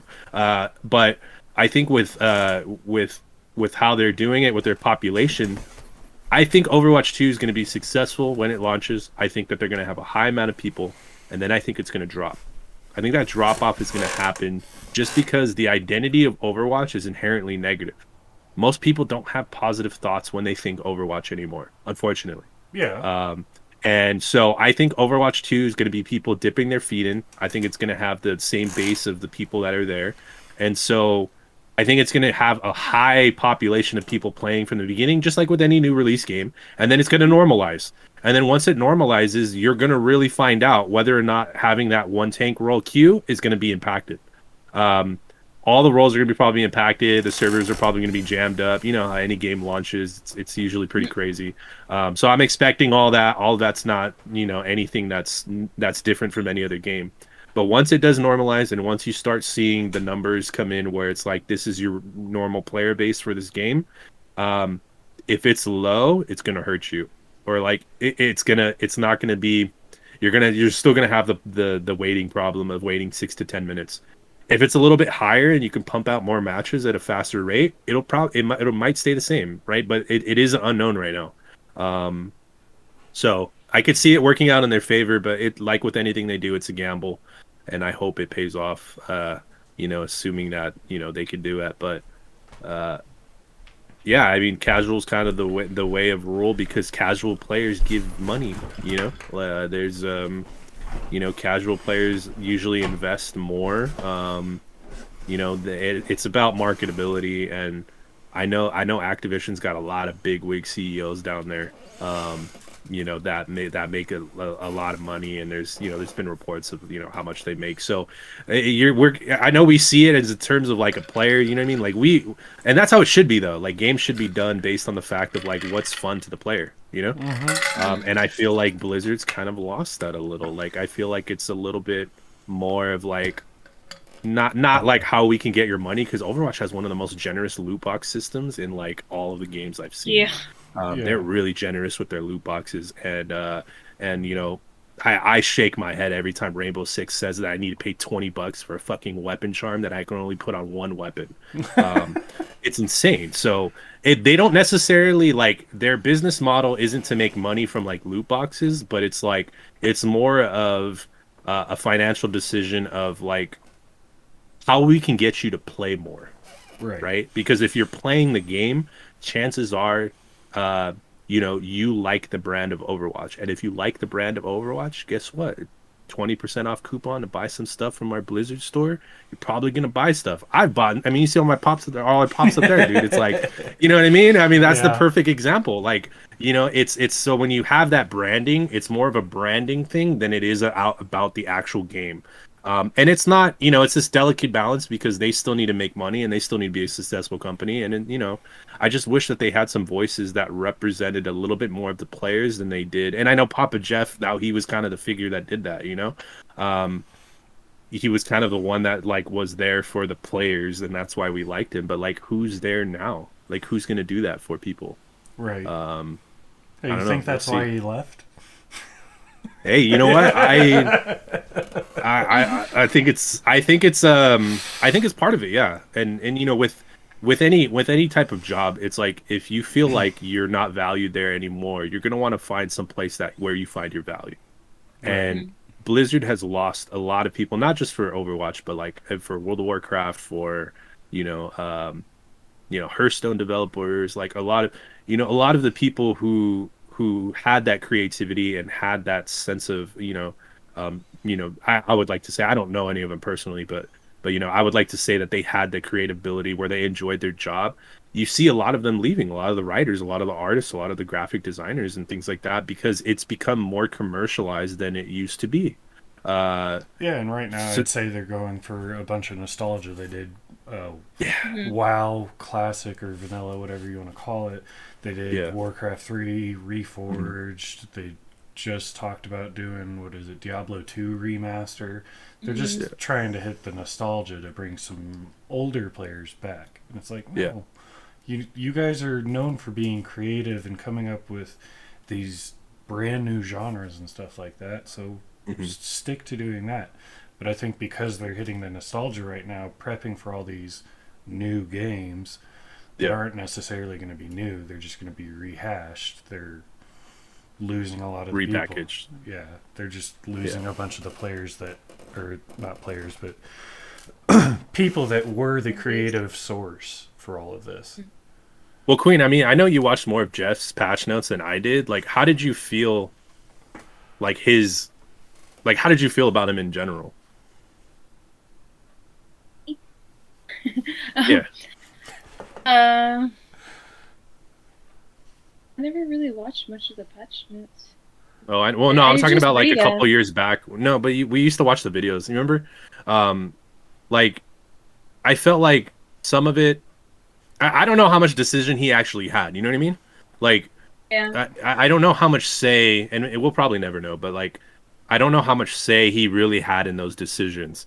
I mean, And he was game developer and VP at Blizzard, so I'd hope he'd have a lot of pull. but so here's the thing though. Like, and I really think about it though, because if I'm in Jeff's shoes and let's say I write all the changes that I think our team needs to make Overwatch better, he always answers to somebody higher up than him, right? True. So like when you give that note and you give that document and you be like, here you go, here's what we need to change, here's what we think we need to make better. Somebody who's in charge, and I don't know who that is, but like somebody who's clearly above that position can go on that paper. Nope, nope, nope. I want this. Do it. Yep. Okay. So once that paper's back to you, it's like, what do? Do you refuse? Do you say, no, I'm not doing that because it's not what's right for the game? Or do you just go along with it and implement it based on what somebody else told you? So that I don't know. That's all speculation on my part. Like I have no idea if that's actually true or anything, but it's not far, I think, from reality, especially the way, I think corporatized Blizzard might be as more as I feel like as more as in the past, like 10 years ago when you used to say the name Blizzard, it used to have a lot of fandom and rah rah rah to it. Like, it had that sense of emphasis, and now kind of like it feels more commercial. And how much of that is impacting daily decisions or daily voices. So I mean, we may never know, and I think Jeff's too much of an OG to say anything. He probably I mean, I haven't been playing Overwatch as long as most people, that because I didn't start playing when it first came out. I joined I think 3 or 4 years in, so just kind of like, obviously I learned who Jeff was and stuff like that, but he did like send out, he always like made sure to try and keep everybody informed, and like with those videos, like this is kind of what we're working on, or this is kind of like what we want to do. So that's nice. I don't know if that's going to keep happening with whoever's in charge now. Yep. But that would be kind of nice to keep going. That way, we at least, even if it's not true, but like the people, like the players, transparency, feel like we're connected, right? Like we're kind of part of it. Yeah. But I would like for them to, like, it would be really cool if they really did either do like a survey or something where our voice really was heard. You know what I mean? Yeah. You get a little bit more of kind of like what are the players want, because I don't know where they get that data from, or if they're even getting that data stuff. Yeah. But it's like, I'm sure everybody has their own opinions about everything, Yeah. But all of the players, that's kind of where you're going to get what might be most valuable for your game, because we're the ones that are playing it. We're the ones that are choosing to still be a part of their franchise, of their game. And if obviously you're always going to have people that are not satisfied with something, and people that they're happy, they're not happy. But if the general consensus of the majority of people playing your game are like, yeah, like we like this because blah blah blah, then you can kind of like build upon that. So getting directly from the source of like the players would be kind of nice. Yeah. Okay, so I have another question, and this is entirely theoretical. So we've kind of sort of touched on it a little bit throughout our discussion so far. We mentioned it when we talked about, tanks are there was talks of tanks becoming more similar instead of being as unique as they are right now. Yeah. So, what kind of balance do you think is going to come with these new heroes? Because we're promised like 5 or 6 with the release of Overwatch 2. Mm-hmm. So do you think, like, obviously they're going to rework the tanks to make them more brawly and whatnot. Do you think this is... Blizzard has a habit of releasing these characters into Overwatch, at least, where they're OP, like Brig, Sigma, things like that. Do you think all 5 or 6 of these new characters are going to be broken, and how that's going... Like, what's your opinion on how that's going to affect the game overall, not just those 5 or 6 heroes? You can go first, Galactic. Well, since it's going to be a new game, right, the Overwatch 2... Yeah. I don't know if they're only releasing new characters in tank. I'm assuming there'll be new characters probably in each role. Yeah. Well, Sojourn's DPS from what they've said. Okay, yeah. That's what I figured. So, I'd like to think, because obviously when the game starts, it's like, it's going to take some time to kind of see if people feel like a character's overpowered. Since it's new, and there's a lot of characters that might be beefy, yeah, you probably won't see it as soon as you can see it when they just throw in a new character to a game that's already been out for a while. Right. But it will be interesting to see. I do want to see hopefully some work done to the supports as well, because if you're taking away...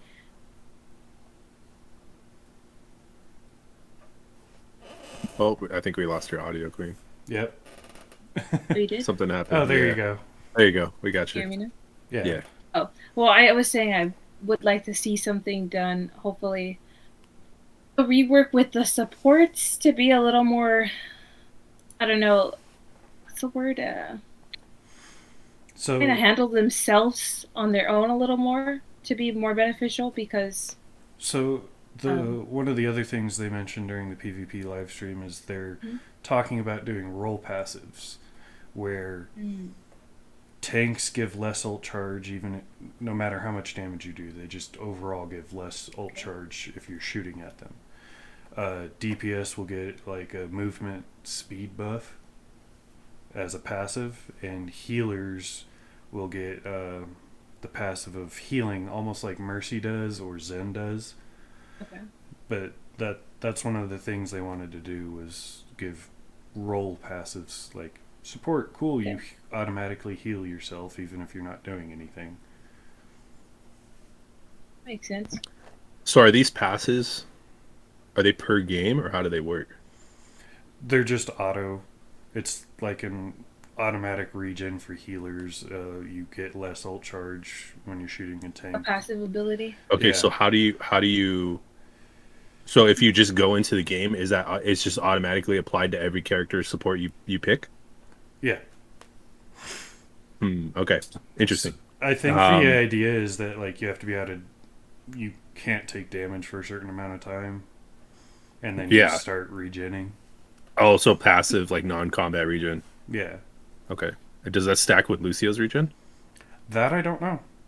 I feel like if they're giving that to, if they're giving that to everybody, if they're giving that to every kit, I think they're getting it rid of Lucio's. I think that's not going to be part of Lucio's kit anymore, though. That doesn't make sense to put Lucio with healing and then he double heals on top of his healing. You know what I mean? So again, it is speculation, but I think okay. So going back to your question about like the 6 new characters, I already know for a fact it's going to be 2-2-2. 2 tanks, 2 DPSs, 2 supports. Okay. Whether or not they're going to be overpowered, I assume that Blizzard knows at least what they're doing to not release everything that's broken. So no, I don't think they'll be overpowered. If anything, I feel like some of them will probably be useless at launch, because it's better for the base characters. Like if you think of Symmetra, when she had, and this is before my time, when you think of Symmetra, who had 10 turrets, who ever thought that was a good decision? right? And so You're not getting to on the me, point. it's like, what were you thinking? Like, Yeah. it clearly, I don't know, like what kind of player would walk into a room that has surrounded by 10 turrets and be like, this is fun. Like, no, it's not. And so I think they have a lot of knowledge from what they did before. So I feel like coming out of the gate at launch, those 6 characters, I'd probably say maybe one will be overpowered a little too much, and that'll probably be a DPS. But I feel like the other ones might be pretty normal, if not anything, underwhelming. That Yeah. they're actually going to need buffs to make them a little bit better, because it's easier to make a character underwhelming and then ratchet up the the damage and whatnot to make it balanced than it is to nerf stuff. Because from a player's perspective, it sucks when your favorite character gets nerfed. It's not fun. Yeah. And so it's better to have your maybe new favorite character potentially for new players playing who like the new characters. It's better to be like, hey, I played this character, I like this character, and now it's cool that they're becoming stronger. So even changing the narrative of how you release the characters is going to impact public perception a lot. So that's kind of feel like what I think they're doing. Here's what I would say about, and it kind of, I didn't know about those weird, universal things. It's cool because that closely resembles items, which is exciting. um, I think of like paladins, where like you choose your cards before you go into game, right? Mm-hmm. Yeah. Those are paladins items. In Smite, you go to the fountain and you buy your items. In League of Legends, you have a fountain. In Dota, you have a fountain. In Valorant, you just have body armor mostly. You don't really, but you buy your weapons and you have a store still. Yeah. I would really love to see Overwatch 2 implement some kind of system that has items. And based on your description of what you told me about how that's applied universally, that's technically an item. So I know you might not have to buy it. I know you might not have to farm it. Like it would be cool to see some type of like every enemy you kill, you get money where you can farm and then you can buy things. Like that'd be pretty crazy. I think it's a little too dramatic for Overwatch, and I know it could be, there's some gray areas where it might run into some issues, but let's say they just came out with like a, very simple paladins. Hey, you're a support. Here's the 3 things you can choose from. I should be able to apply that boon, or I'm just going to call it a boon because I don't really know what the real name for it is. Like for passive healing, and that'll be the one that I have for the whole game, right? Mm-hmm. So I think with that one, it's a little different and it's kind of exciting because they can expand on it a lot, and they can have a lot of different ways that they can explore that. You could start, adding a bunch of different crazy stuff. So we'll see. I think that's on my wish list. I think it's a cool, if you're already taking pages out of the MOBA, you might as well start transitioning to more traditional stuff like that. Just don't add levels. Levels would be horrible for Overwatch. Levels would be dumb. Items would be nice. Oh man, picks and bans, dude. Oh Picks and god, bans. yeah. Yeah, that's Picks a and big one bans. that we talked about Please, before. please, please. I so Please. like, you're dropping 5 to 6 heroes right off the bat with Overwatch 2. Please give us hero bans. Yeah. I mean, Overwatch League does it, and they've changed the way they've done it like 4 times. Yeah. Fine, whatever. But if just introduce them so we can vary it, and I liked when it applied to every rank, because even I was dealing with the stuff that top 500 players. Oh, when Blizzard did the universal They bans did that. themselves. Yes. They picked it themselves. I would rather have like let the players pick kind of the way. Oh, Overwatch, yeah. or not Overwatch. Yeah. Smite. Whoever's like the top elo can pick the Yes. bans. Yes. So And that's I fine. think Because that Um, forces people to play things other than what they're used to. You're not Yeah. going to have one tricks nearly as much, and you're going to have people like, there was a week I remember where when they were doing the universal bans where basically all the hit scan were gone, all the reliable hit scan were gone, and I was like, hell yes, Yep. I like this because it's forcing me to do something else. And Yeah. I don't feel like I'm getting picked on all the time if I play something that doesn't have shield. Yep. Mm-hmm. And if I recall, their their decision to get rid of it was because the casuals didn't like it, right? Like it was a Yeah. I mean, it wasn't applying to everybody, and not everybody enjoyed it. And I was like, I did. That's why I think. I mean, if you had the choice to choose what you wanted to be banned in just that one match, obviously it would be different every match. Not only is that kind of fluctuating what characters might be played, because you might have somebody that hates, I don't know, Genji and bans Genji for that match, but then the next game there's a Genji in the match. So it's fluctuating the characters and the team compositions, which kind of helps. Hopefully, I don't know. We would have to see how it runs, but on paper that would help. Just kind of how one of the issues with Overwatch is the team comps stay the same, right? Yep. Goats worked. We stayed with Goats until they gave us roll queue, so now we can't play Goats. Then it was double shield, then they nerfed the shield, now we can't do that, right? Yeah. So I feel like that kind of would have been maybe something that I would have liked to have seen before. I know that now we're going to be moving down to 5v5, so it's going to be slightly different, but something like that might be really cool to see in Overwatch 2. Yeah. And I agree. I think if they were going to implement a pick and ban system, you'd either have to have it only in competitive, or you'd have to have a separate competitive queue for that. Like how we have regular 2-2-2 roll lock, and now we have open queue. So like, if the casuals didn't like it, then just have it in competitive, because not everybody that plays casuals play competitive, and not everyone that plays competitive plays casual. So like, you can keep them kind of two separate things. They are supposed to be a little different. Like competitive is more, and that doesn't even make any sense. Like, why would you put bans in quick play? It's goddamn quick play. Like, why? And then instead of just getting rid of it in quick play, they wiped it completely. Yep. Right. So it doesn't make any sense. It's like, and it makes sense when they like want to almost. It's like they should have just got rid of it in quick play, because there's no reason. Like, if you're trying to practice Genji and he's banned, you're screwed. Yeah. Right. There's nothing you can do. So, but in ranked, no one's forcing you to play ranked. You're choosing of your own accord to play at a competitive level where that's acknowledged. And so the world is moving in terms of competitive gaming in the form of picks and bans. And here's the reason why.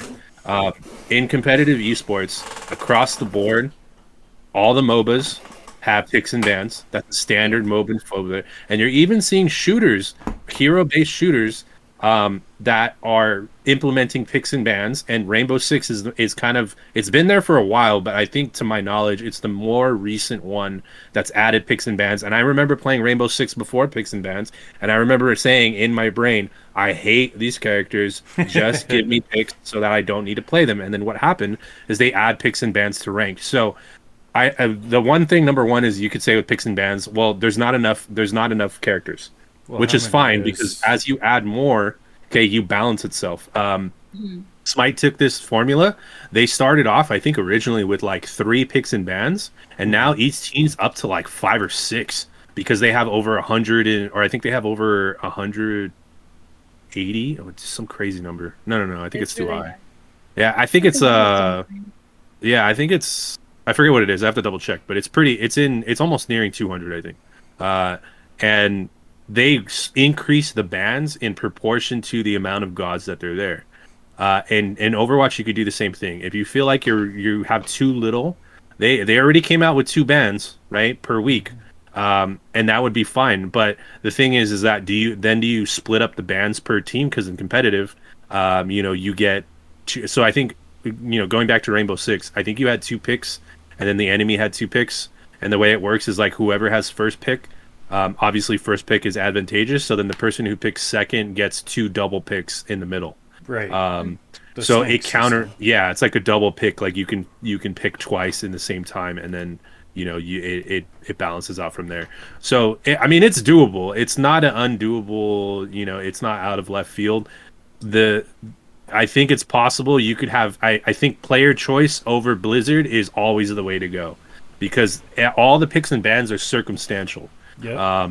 You could be queuing, and the cool thing about picks and bans is if you queue with somebody who's a good McCree, and then you play with them game 2, you ban McCree. Yep. That's how you do it.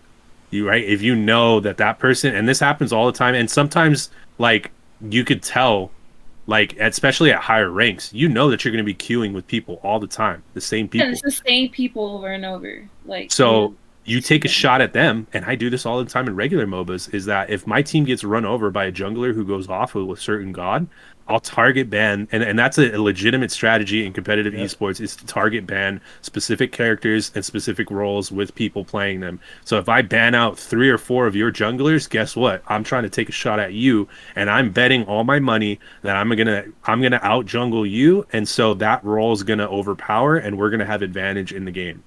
All strategy, a whole new playbook opens up, but I think I'm not going to kid myself. I don't think I'm going to see it in Overwatch, though. I will scream for joy if I do see it. But the reason why I feel like I won't see it is because they're the only game that lets you change your character mid-game. Yeah. So for whatever reason, they feel like that's the way they want. That's the way they want to go. And personally, I think Overwatch would be a much happier place is if the person or the character you chose at the beginning character select stayed for the entire game, because it's a blind pick. You don't know what your enemy team's going to do. And then one might say, well, then I can't counter it. Guess what? You counter it round 2. You counter it the next time you can pick. So if you want to keep different different heroes playing, then you could just come out, like if the overall, or if the Genji wrecked you the round 1, then you come out with a Symmetra round 2.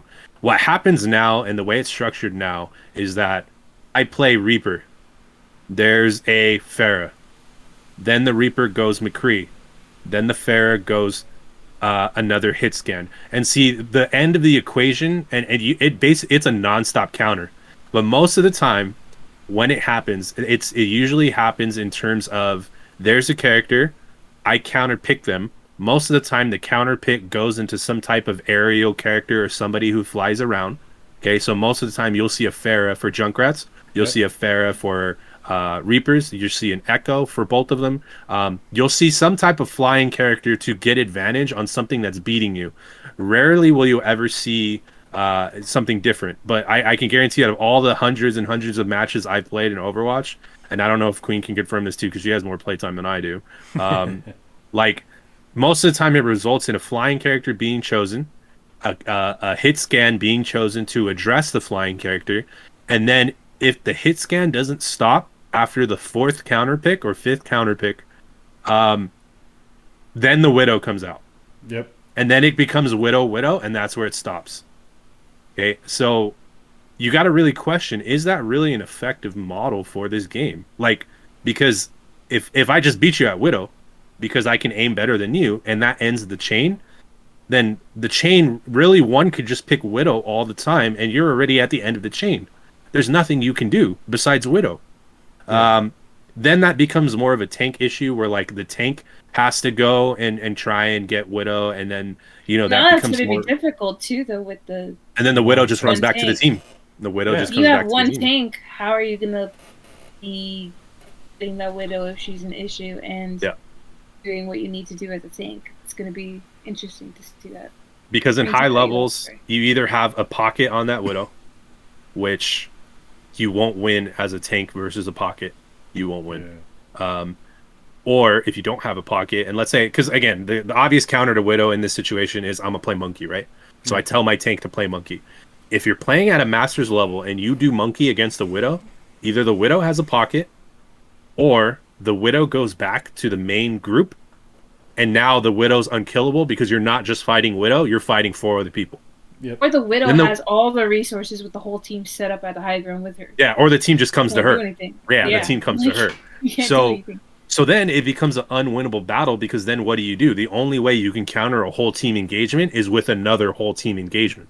Yep. But so Widow, I think, is the most one of the most detrimental parts to the whole role selection process, because I can tell you for a fact that's the reason why I stopped playing DPS at a Master's level. Is because my Widow isn't good enough to kill other Widows. And if I can't kill that Widow, that's it. I'm shut down. There's no end of the cycle. Even if I play McCree, even if I play Ashe, even if I play every hit scan to counter another hit scan, if that Widow is better than me, there's nothing you can do. Except practice, except get better at Widow, which I could do, but I play a lot of other games, so I'm okay knowing that I'm not the world's greatest widow. That's fine. I don't have to go, prove to my rank to say that I have to beat it. But if one were to do that, that would be the only solution, is just to, practice widow and get that. So a lot of different things and weird stuff that I think Overwatch should do. I mean, we talked about the scoreboard. We talked about, how 5v5 impacts. We talked about, the role selection, the meta. So I think there's a lot of cool things on the table. So I'll be excited to hear some of the things that we talked about being implemented. Because it's a great game, man. Overwatch is Yeah. it's good, man. And like I said, we talk about a lot about its problems, but it's because we love the game, man. And I love the Still to game. be putting up with it. Yeah, man. Drives me crazy, but it's one of those things. We Yeah. love the game, and we just want to see it in a better state than it's in, and the last thing, and I promise, and I'll shut up, because it's a lot, man. It's a lot, but like Yeah. Overwatch 2, do you really need an emote wheel? Do you really need a voice line wheel? Okay, and Galactic and I talked about this the other day. Okay, do you really need a voice line? And they say, and they say, and they say, and they God, like, I what hate does that that add? line. What does that add? Okay, like it doesn't add any value. It doesn't add any value whatsoever. Because And the so, comms should be part of the value too that you can give to your team, especially with them having. I mean, I hope that they fix the comm glitches that they have in their system right now. But like, even some people are shy and they don't want to talk. That's okay. Like, I understand that, but I it want is you a to at least. communication-based game. So if you have a comm wheel set up that provides that kind of value, and it doesn't necessarily matter if someone's verbally talking, because they can talk all of the key things that they need to have that value in the wheel and be effective. Yeah. and I think they need to expand more on their VGS and more on their commands, because I don't care about the emote wheel. I don't care about the voice line wheel. You can keep the spray wheel, whatever. That'll be the only one that, like, if you wanted to keep, you could keep. But give me all of those wheels to give me voice commands to talk to my team, right? You have, like, I think that wheel's divided into 8 different sections, right? So even if you cut the spray wheel, that's 8 times 4, right? Yeah. Like, you have so many options to add voice lines to all of those wheels, and I could communicate with my team using all of those wheels. Push forward, pull back, wait here, don't push, watch out this area, enemies coming in from here, save your ulti. They have some in there, which is fine, which is more than what they had, but they need more. They just need more to make it easier to communicate, because very rarely do MOBAs talk over the voice. All of it is just VGS commands, and it's a lot easier. Of course, you're going to have the average person who always spams. That's not going to go away. That's not going to change anything. But giving more options to the players to be able to do it is going to help. And guess what? If you have the VGS, the guy who's spamming, mute. I don't hear you anymore. Can they please do that? I hope that is one of my dreams for Overwatch 2, that I can mute individuals. Yes. VGS. I mute your voice. I mute your VGS. I mute everything that your character says in that game if I need to. Because it's either 1, not adding any value, or 2, you're just trolling, right? It doesn't add any. We're trying to win. We're not trying to. I don't know what you're trying to do, right? But like, it's just one of those things where it's like, not even be able to mute the voice, and that's what every other MOBA does. If somebody abuses the voice chat and they spam awesome, and this happens, dude. They spam woohoo, awesome, you rock for 30 minutes straight, non-stop, like for the whole game. You mute them the first 7-8 minutes when they're not stopping, and you report, because it's a reportable offense to spam VGS, right? So they can get a suspension on their account. Like, that's a bannable offense if you're doing it consistently. Yeah. So enforcement of all that stuff, regulating it, having the tools available to the players, I think all of those things, super excited to see Overwatch 2. Fingers crossed, and if anything, like, being able to add those things for us. Yeah. Really only have one other thing that I want to ask that I think I know the answer to, based on how this has gone so far, but I'm going to ask anyway. So, do you want the option to go back to 6v6 if 5v5 ends up being complete garbage? I know you said it's an easy question, but it's actually a difficult question for me. It is. It is, yeah. Like, 5v5 comes out and it's complete garbage. Do you want the option to go back to 6v6? I don't know. What do you think, Queen? Me personally, yes, because I don't know what Diva's gonna look like. I love Diva. What if Diva could use her Matrix as big as Reinhardt, bro? How sick would that be? Shit. Oh damn, I don't know. Right? If you make Diva a main tank, that would mean that her Matrix would get really expanded. Right? I won't cuss. So if it really messes, I was gonna say F word, but it really messes up the game where they start losing a lot of players significantly and things like that. Then obviously I don't want this game to fail completely where it does kind of start going into that dead game area. So then I guess I would say yes. I would rather have it go back to 6v6 than see that happen. Yeah. But it's going to take a lot of time. Even if people don't like it right away, I'm sure that eventually it might grow on some people. They might make some changes. It's never going to be perfect, especially when it first comes out. It's a whole new experience. So hopefully it kind of works out where it, because I'm sure even when Overwatch 1 came out, it was fun, and then there was probably periods where people were like, it's terrible right now, or I don't want to play anymore. So hopefully they can manage it, because if that's the direction that they want to go, then hopefully they can keep it that way, and it's not too bad. And like Boom said earlier, I'm sure that they've taken notes and are trying to build upon the experiences they had when they did launch Overwatch 1 and when they've launched new characters and tried new things, because they did implement they added a little bit more voice comms to the VGS wheel not too long ago. They did. That was a newer feature. They never used to have those ones.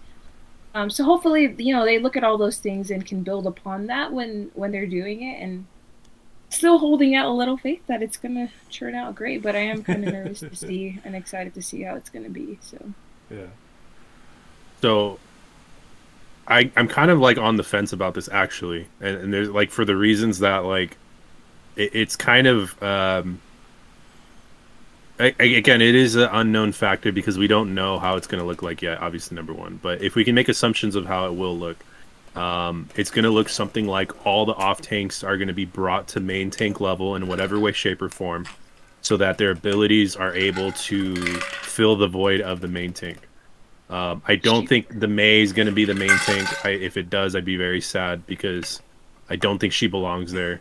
I didn't really like it in experimental. It didn't make sense. Her, like I said, and it just comes down to her character model. Her character model is not built to be a tank, and people have already labeled her in everybody's mind that she's a damage. So no matter if you move her, she's always going to be a damage in people's brains. So it's hard to separate what you've done already with the character. Instead of making Mei a tank, just make a new tank. Okay, don't bring in any of the old stuff. Try some new things. And that kind of brings me to my point of if 5v5 is bad, do I want them to go back to 6v6? I think right now the answer is no. Okay, and here's why. If they feel like this is the best route forward, okay, they need to stick to that. Blizzard has a bad habit of tiptoeing back and forth, and it just seems like they don't know what they want. Right. They seem like they're stuck in a rock and a hard place between trying new things and keeping people happy. If 5v5 comes out horrible, I don't want them to be like, well then, okay, the fans get what they want, 6v6. Do things different to make people like it in a 5v5 mode. Because if you go back to a 6v6, that shows me that you're not committed. You're not willing to take the risk that you thought you were. And number one is that you're kind of giving into the masses. You're kind of giving into what the people want, and that might not necessarily be what's best for the game. Maybe you do have some new idea and some new crazy thing that the fans don't know yet, maybe they've play tested it and maybe they've had positive receptions to the players who have done it, because I know people are contracted as non-disclosure agreements when they test new games that they can't back in the day, in the 90s and the 2000s, man, you would hear all the new stuff about all the new games coming out, and now that's not true anymore because people try to protect, intellectual property, and so I have no doubt that people are play testing, Overwatch 2 for the past how many years, and so if maybe their decision on the people who are play testing feel like it's at a good balance. So if that's the case, I hope that it's at a good setting. If people hate it, do things to change it in a 5v5 model. Do things in a way that are still true to your vision, but that maybe improve on the shortcomings of something that you didn't see before. I think it's difficult, and especially as an evolving game as Overwatch is, it needs to have that sense of balance where like the community knows that this is what we're doing and we're not going back. Because if you start at 6v6, then where do you stop? That's the problem. Okay. It's kind of like it sets a bad precedence for a video game company. It sets a bad precedence because, I guess if you see it from the other terms, it's like, well, the game doesn't care about us anymore. We all want 6v6, right? But there's a balance. There's a line, Most of the time, like, obviously, you hear a lot of talk, but there's thousands and thousands of people, or how many ever people that play the game, right? Mm-hmm. Yeah. It's like I like to think of it in terms of, obviously I'm a teacher, so usually the kids that are the more outspoken ones sometimes, like, they're the ones that give their opinion, but that doesn't necessarily mean that that's what the majority of the other kids think. Like, the squeaky wheel gets the oil, right? Right? Mm-hmm. So, like, if the people that cause the most trouble and make the most, like, noise about it doesn't mean that they're really... Maybe there's, like, 500 out of how many ever. Like, that doesn't mean that the rest of the majority actually believes that. So, what I have kind of noticed is Blizzard does listen to those main voices that are talking. Like, I've never spoken to anything Blizzard related, so how would they know my opinion? I don't agree with a lot of what other people complain about all the time, right? But they make changes based on those voices that they do hear. Yeah. But that's kind of goes to like what I was saying earlier, like if they actually had a different way to maybe hear out more players somehow, like surveys or things like that, then maybe you'd have a better idea of kind of like the majority, because you're never going to make everybody happy. Somebody's always going to be hating. Yeah. So you choose to do something, and you're going to have to stick through that and just try to build upon what you chose to do, kind of like Boom said. So yeah. And I know other MOBA games, Smite, League of Legends, everybody has a survey stuff. They have it out there. I haven't seen, I haven't looked, like, but if they really wanted to put an emphasis, they would be promoting that stuff and sponsoring it, and like, maybe, I don't know how they collect their data or how they get feedback, but I know forums and things like that are probably for Blizzard. They probably just use their own forums and have they people do go have on the there. Blizzard forums. But then forums turn into shit posting, dude, and it just becomes like, what I mean? That's forums. Yeah, when I was looking through them, I didn't really see. It's just shit posting, dude. Yeah, it was kind of just. The forums aren't the correct way to collect your data. So if that's what they're getting their sample size from, they're fucked, man. Like, it's really bad to be able to get it, because like people, it's a different version when you're asking somebody, hey, take this survey, take 5 or 10 minutes of your time to do it. People are going to respond to it differently than being like, this game sucks, this is why you should do this. Like, it doesn't make any sense. So maybe I'm sure they have their ways. Got like those surveys out to like the leagues that we play in and stuff like that, like people that truly care about the game, they'd have such valuable feedback that, like, that's kind of what I would hope. I don't know if that ever happened, or I don't know how they're doing it now, but yeah. So with 5v5, if it is bad, just fix it. Do your best you can to address maybe the issues that are reason why it's bad, and then like I said, it's still a risk because the model's not 2 tanks anymore. I would much rather actually have supports create more of a damage role, and maybe do less healing. Like imagine, and I guess this kind of be like the final one, because like instead of getting rid of the tank, what if you kept the tank and got rid of a support, right? What if you changed the way supports were played, because sustainability isn't necessarily a a given in every game. Like, can you imagine it? Like in Apex, could you heal? Like, I know you can heal with characters like the medics and the deployable drones and things like that. But like, can you imagine if in Apex you fought every character who could heal? Right? Do you know how annoying that would be? Very. Like, and so it would be horrible if everybody could regen their health automatically all the time from every character they could play. And so with supports, it's kind of like the same thing. It's like everyone can consistently heal, but that's not like, imagine a game where you didn't have healing in Overwatch. Like how crazy of a game would it be? You have to rely on health packs, your positioning, and if you actually get damage in first, you have more of a likely chance to win the team fight because you have less sustain. So again, in MOBA, sustain is more of like a niche strategy. It's not the default standard strategy. So if you're hurt, if you're in low health, you need to run away. You need to run back. You need to, so if I'm attacking, and let's say in a model of, and again, this is all hypothetical, but like in a game of Overwatch, if you did 5v5 and nobody had any healers, the team that took the most damage would have to get out. They would have to back out or die. And so in a MOBA, if you take too much damage, you don't want to give up a kill because the person gets the levels on you and they get gold or any type of whatever they have, system points. And the same thing should be true of Overwatch. If you're getting too poked, you should be able to get out, go back to your fountain or your spawn or wherever, heal up, and then go back. I never see regroups in Overwatch ever. It's just, let's wipe, and that's it. But like, why? Why is wiping part of Overwatch? You should be able to get out, and I think the respawn should be close. Like, the respawn should be close enough where like, or just add a recall button. Make yourself recall. Can you imagine Overwatch if you had a recall button where you just hit down on the D-pad and then you teleported back to your spawn? Oh my god. Okay? Like, it's insane. Like, you could just hide in a corner, recall back to your spawn, and boom, you're regrouped. Okay? You know how crazy that is. So there's a lot of room that they can add that I think they need to add. And so if you feel like tanks aren't doing enough damage, or like if you feel like something's wrong with the 5v5, try to address it a different way. And I think that's the best thing they can do. Okay. I'm going to leave you with two pieces of information that also came from this PvP live stream, and then we'll end it. So they gave Winston an additional ability where his Tesla cannon fires what looks like a single shot, but it's a much farther distance. So he has a long-range attack now. Like a missile? No, it's still his Tesla cannon. It just looks like a single lightning piece that goes wherever you're pointed. Shoots out. Yep. Oh, so instead of spreading out, it goes to one target. Yep.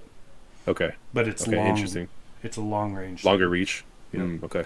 So like he could kill Farah that's trying to fly away or something like that. Interesting. Okay. Almost like a whipping rope. Yeah. Yo, they should make electric ropes for Winston so he could swing around the jungle, dude, like a monkey. Yo, He becomes Tarzan, really? yeah, man, he's a gorilla. He should be able to swing from electric ropes to get the high ground instead of jumping. Winston would be scary then. Scientist. Yeah, and I know you've brought up May a lot, but what they've shown so far, obviously we don't know if this is going live at any point, but is that May will no longer freeze you, but her blaster does more damage to you. It'll still slow you, but it'll do more damage. It just won't fully freeze you. Oh, so it'll just slow you, but not root you. It's, yeah. Okay. Interesting.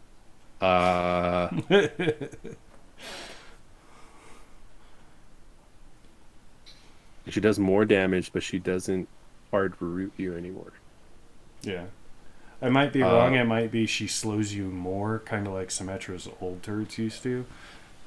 Yeah. Less damage, but I might have mixed those two up, but I'm not sure. I'd have to look at it again.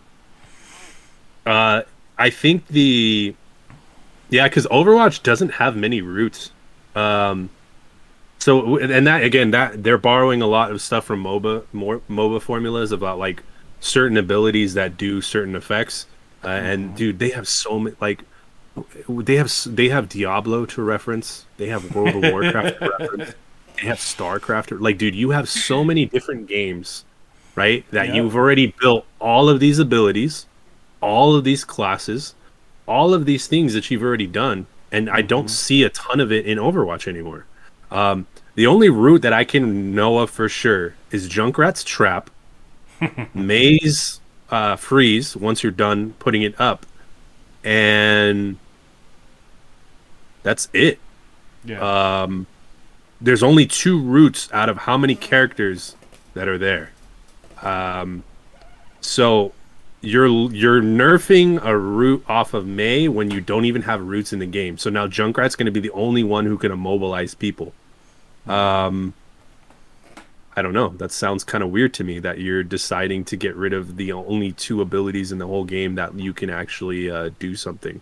So I think they need to expand more on the like I would love to see, like, again, we talked about the funny thing with like Winston and his little electric ropes, like come up with some cool stuff with May where like I don't know, like, you know, I don't get paid to make these abilities, but like you can think of something that May can do that's cool, that's fun, that has to do with blizzards, and that has to do with you know, her character backstory, Right. you know, interchangeable abilities that you can change, which I know they're doing for like single player, that I hope they bring into multiplayer, where you can build in different abilities and effects. Yeah, the talent trees. Because the talent trees. Here's a cool one you could do for May. And I'm a copyright infringe on Smite.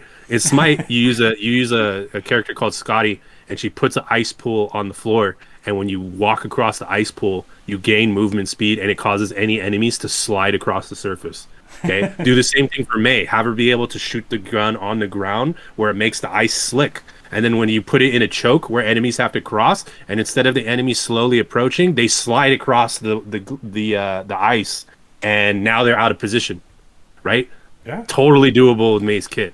So they just need to bring some creativity with these characters and change, you know, some of the basic stuff, because it's pretty basic. Like, it's pretty, you know, there's not a lot of complexity to Overwatch, unfortunately. So they need to bring that complexity in and start using the resources. Now's the time to bring in all that stuff, because now's the time to do it. Now's the time to pump out the characters. Show me 6 characters. Show me 6 characters every year, man. Show me 6 characters. They want to make any changes. Now's the time. Like, now's the time to get creative and rework all those characters, because it's going to be a brand new game. Yep. So it doesn't make sense to do it after you already release it and leave the characters kind of the same. But now, like, Rainbow Six adds characters every year. They add 6. Smite adds like 8. League of Legends probably adds way more than that. I know it's still up there, man, and they already add probably over 500 now, I think. Dota's been a little bit less, but I know they have more. So it's like you're the only one out of all the MOBAs that are adding the least amount of characters, and you've been out a lot of years. Yeah, I think I've been playing Overwatch for like 3 years, and there's been about 3 characters. Pump out new characters. That's what's going to help your reputation with the community. It's just make these new characters, make them fun, make them cool to use, make them, you know, and consistently make them, and start building your Overwatch. Just DPS. Yeah, start building your Overwatch. You know, your bread and butters with all these characters, and start using them creatively. So, agreed. Yep. All right. Well, thank you for joining me, Boomtown619, GalacticQUEEN44. Very much appreciate you guys. Yes, the Queen. I very much appreciate you guys' input and the discussions we've had. It's been interesting. Some of the answers actually kind of surprised me. Always a surprise with us. Yeah, man. Thanks for being the host, dude. We should do it again. Yeah, there's some fun stuff. I look forward lots of things to talk about. Kage and I were talking about it earlier. So we'll have to do this again. I appreciate it. Yes, sir.